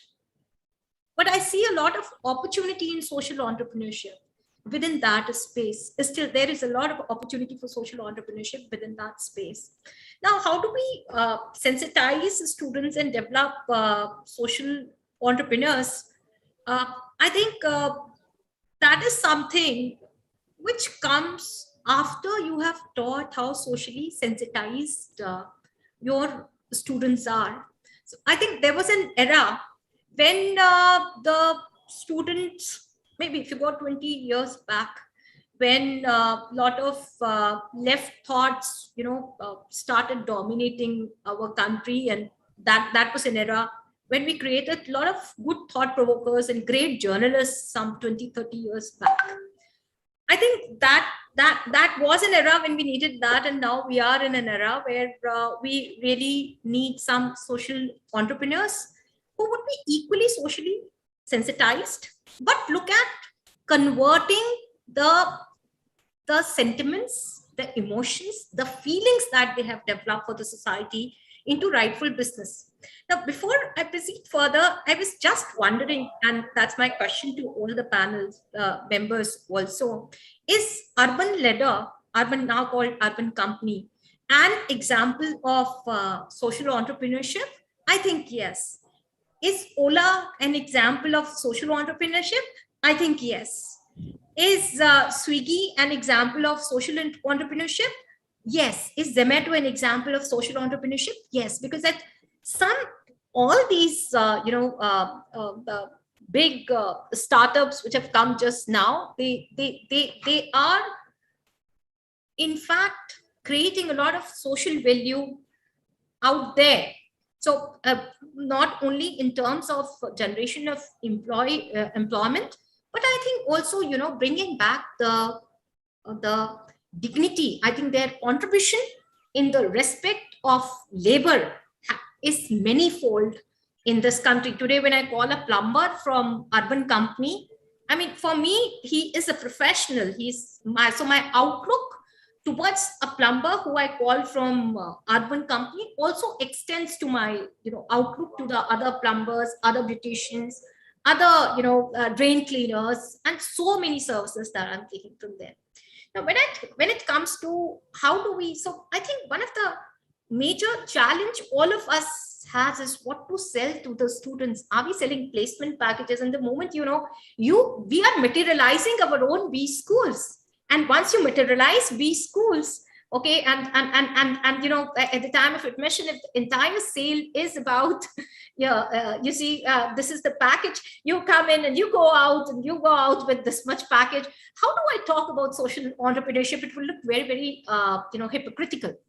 But to put it to the facts, you see, a couple of things that we do as a B school, and which I think has been, you know, and I'll share with you a couple of examples of what students have been able to do in my previous stint. So this stint is very, very new, and so what we have done and what this campus is doing and the success stories that I've seen in my career, I would like to share. One of the you know, major thing is that each student has to do so we have 3 minor projects in our PGDM program, which in the first year each trimester a student has to do. So one of them has to be in the social space. We want those stories to be written, to be studied, to be researched, And each student out of the 3 projects, 1 project has to be in the social space. That could be government social space also. So I'm not saying that this is social entrepreneurship only in the private sector. There's a lot of social entrepreneurship happening within the government also. So one of them has to be social space, and I think that is one. Second is, genuinely, effectively teaching human values to the students. Government has emphasized a lot on the human values education in past so many years, but how much of it actually is genuinely imparted as a course which will develop socially sensitive individuals? I think that's another thing very, very important that we do. The third is sending for summer training to the NGOs. So once you are able to identify students who are socially sensitive, not everyone is. Out of a batch, maybe 10% of the batch you will find, which is the students who are interested in that space. So putting in those students in NGOs, and then those who are into the entrepreneurship space. So at our B school, we are looking at entrepreneurship as a progressive output. So our incubation is looking ahead 5 years to incubate the students right after the first year of the students. So as we prepare students for industry, we are also preparing students for moving out with their own ventures within a space of about maybe 12 months or 18 months, whatever time it may take. That is the plan.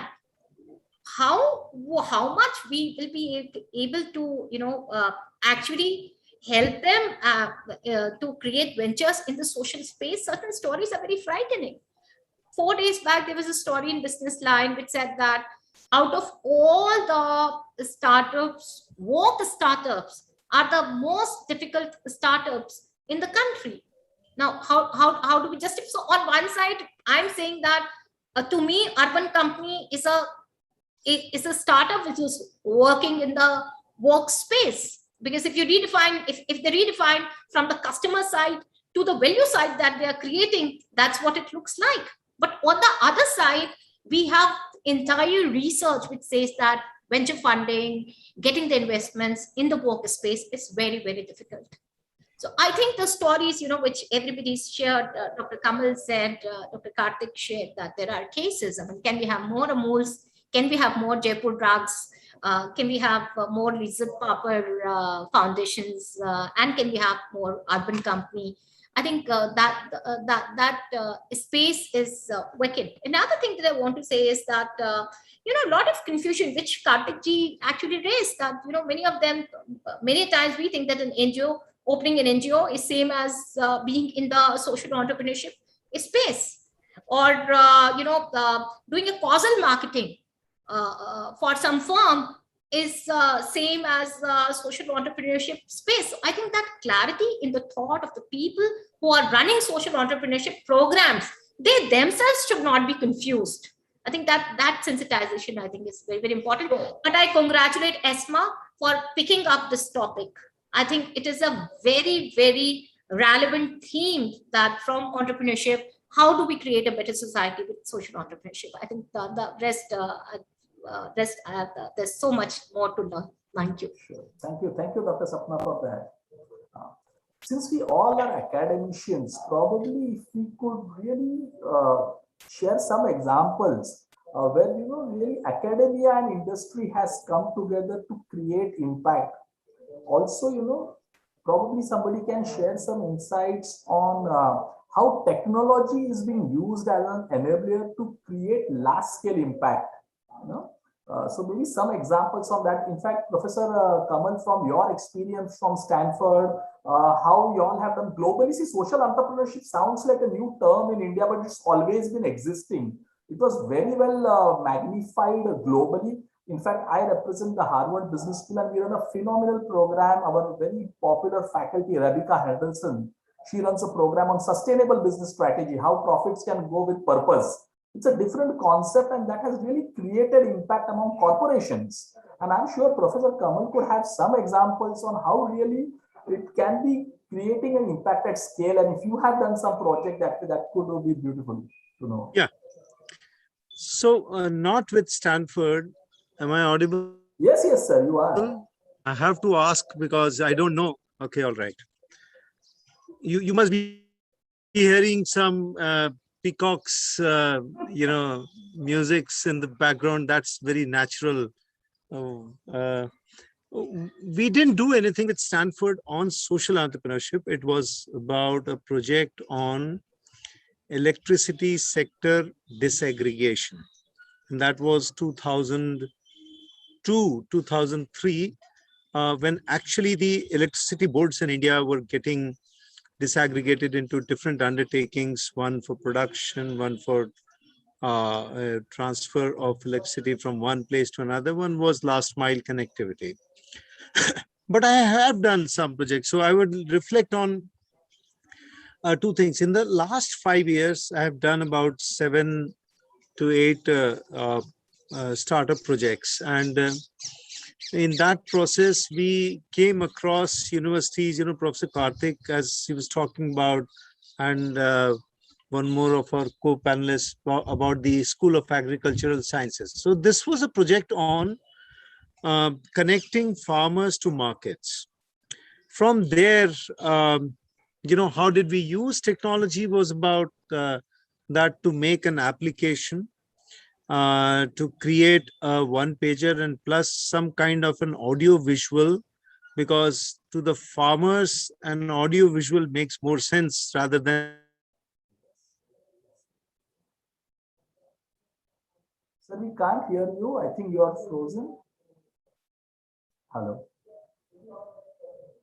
I think his internet connectivity is low. We will move. Professor Karthik, probably, you being also working in the public space, some concrete, very visible example you could have in mind on something like this? Sir, you are. I would, sorry. Actually, I would like to say, as far as social entrepreneurship. But we used. Yeah, Professor Kamal, please continue. Professor Kamal, you are on mute now. Sir, you are on mute now, right? Yeah, I think you are. Now is it fine? Now, yeah, much better. Is it fine? Yes, sir. Yes, sir. All right. Okay. So, so we made that application and took to the farmers and explained to them that you don't have market access, you don't have price democracy. The ways in which you would know what price somebody is ready to give for your produce. Remember, the farmer is the entrepreneur who takes the most risk in life. For just one product in one entire year, he puts his entire year of effort, his family's effort behind it. And there's one crop. Some of them live on 2 crops. That's a different case. But rain-fed area is only 1 crop, and we were there in Bengal, South Bihar, yes, South Bengal and Odisha. So these farmers taking the biggest risk and not having any exposure to what markets can give a better price and what, who are the markets and what price they can get. So the effort was to create a B2B agri-product market. But what the biggest spin-off of that was a social impact of how do you create price transparency and market access for farmers, which is non-existent. Now we went to Odisha in agriculture, University of Agriculture and Technology, one of the very prestigious ones in India, and they really do a good job. We picked up a batch of 30 students and sent them across to all the villages where we wanted to do a survey and ask the farmers. So they would speak in their own language and use that technology, the application. And in flat 4 weeks, we had about 3,500 farmers on board, willing to. Now they were made to, they were explained, and then a technology was used to bring them on a platform. And then usually through SMS or that technology interface, wherever there was a smartphone, not many had smartphone, only 15-20% people had smartphones. I'm talking about 2 years back. So they used to get information, and then they could bid for a price, and they could say, I have about 10 tons of this and 2 tons of this, and then would you be able to sell it to a different place? Now, from this example, what I'm trying to bring to the fore is at the end of it, somebody drives it. Entrepreneurship does not come naturally. It does come naturally to a lot of families in India. We know about them, but it doesn't come naturally to a new person who we would wish to be more millionaires in the society and not just a few billionaires. The some ways in which we could create more wealth is also by increasing the number of those wealth owners is also a social impact. So it's at the end of it, it's about making people aware what they're missing out and picking up champions from their own fields who would be ready to do this job. What was starkly and not very promising was that the second generation of the farmers were not ready to be in agriculture business, number one. Number two, even if few of them were there, they were always struggling because they didn't know the principles of how to do business and how to understand people and how to understand customer and what is supply chain and how to outsource and all those basic management principles that comes with a way in which you could teach entrepreneurship to a few people. And then comes the social part of it, where technology can really and easily be put to a great use. But at the first go, you have to prepare people to be in entrepreneurship, and then slowly and maybe depend or call from their backgrounds or appeal to their social backgrounds that they come from, that why wouldn't they like to do a business which helps their own set of people. That's where the social entrepreneurship starts coming out. So that's one project that I shared an example. Sure. Thank you. Professor Karthik, quickly something from your side. You're on mute, sir. Sir, you're on mute, sir. Sorry.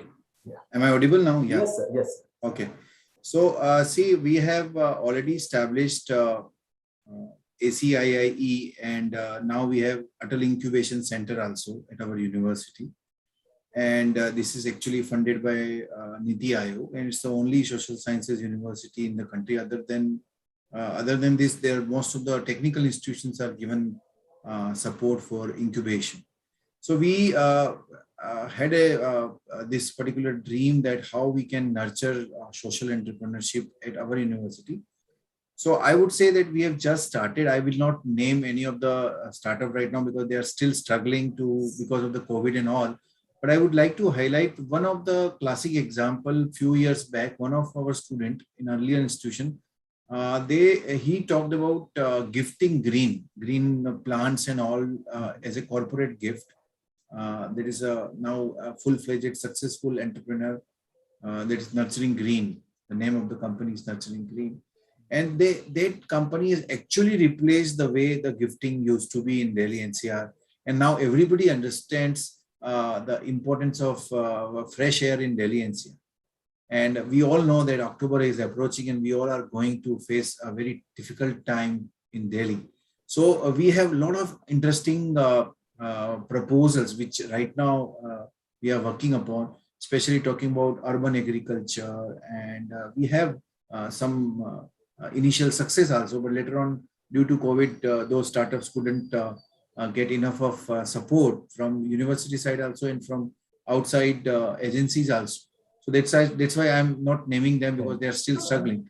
But we treat ourselves as a startup, or a university as a startup, because we are coming out with very interesting and new programs which are quite different from conventional programs which are being offered by other institutions.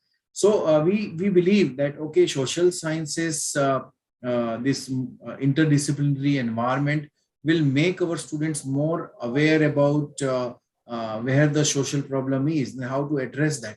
So we are now focusing both on commercial as well as social entrepreneurship. We have programs in social immersion. We have already been offering programs in creative thinking and problem solving, entrepreneurship. We are making them understand what is political economy, land reforms, social issues, inclusion, gender sensitivity, diversity, cultural context. Then only they will be able to identify where the problem is, right?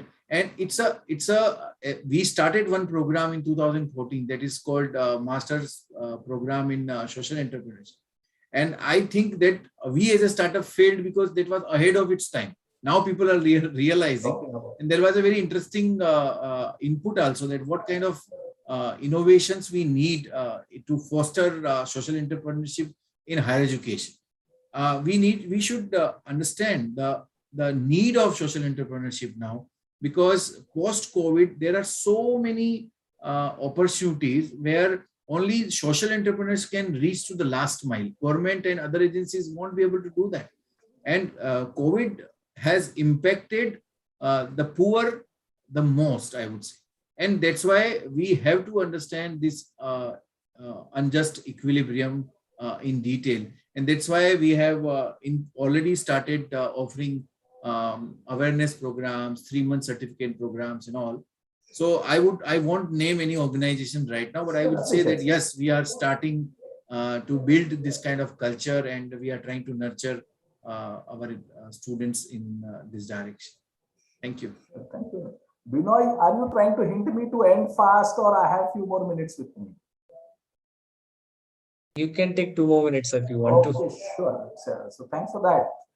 Since we had examples and we are all from academics, we deal with students, I thought this could be an opportunity to think of a program which, there is and talking about very high-tech future exponential skills, probably a program which teaches a student for a period of 6 months and then makes him work with paid apprenticeships for a period of maybe 18 odd months, and he postgraduates into a future tech exponential technology program, and then he also gets a job.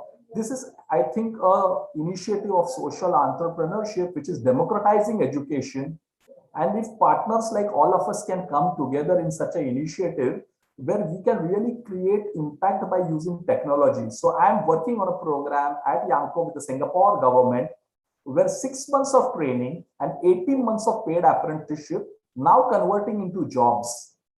And this is in the full stack development, software engineering, digital businesses. So we are not talking at social entrepreneurship only at the grassroots, but having impact across sectors, giving education free. And let me tell you, the future of education is free education.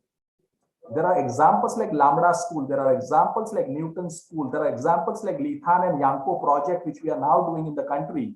I think academicians like us probably will have to collaborate with partners who have access to technology and funds to create employability for youngsters by giving them skills to solve problems which don't exist today. So with that, thank you very much for all your time, and let's stay connected. Thank you very much. Thank you. Abhinay, Thank you very much. Thank you so much, sir. That was such a wonderful deliberation and such an insightful one. I'd like to thank all the eminent speakers who took some time out of their busy schedule to be here with us on this wonderful forum. And it was such a delight hosting you all. Kamal sir, Karthik sir, Meena ma'am, Sapna ma'am, and Samir sir, you did a fabulous job moderating the whole session. It was such an honor hosting you all, and I really hope you two all had a wonderful time as well. Absolutely. Thank you so much once again. Thank you. Thank you. Thank you. Now, finally, I'd like to thank our wonderful audience. This event would have been incomplete without their support. And there's a feedback link in the chat box. Please do fill it up to get the e-certificates. And also do follow our social media handles to get all the updates on our upcoming events. Thank you so much once again. Stay safe. Thank you.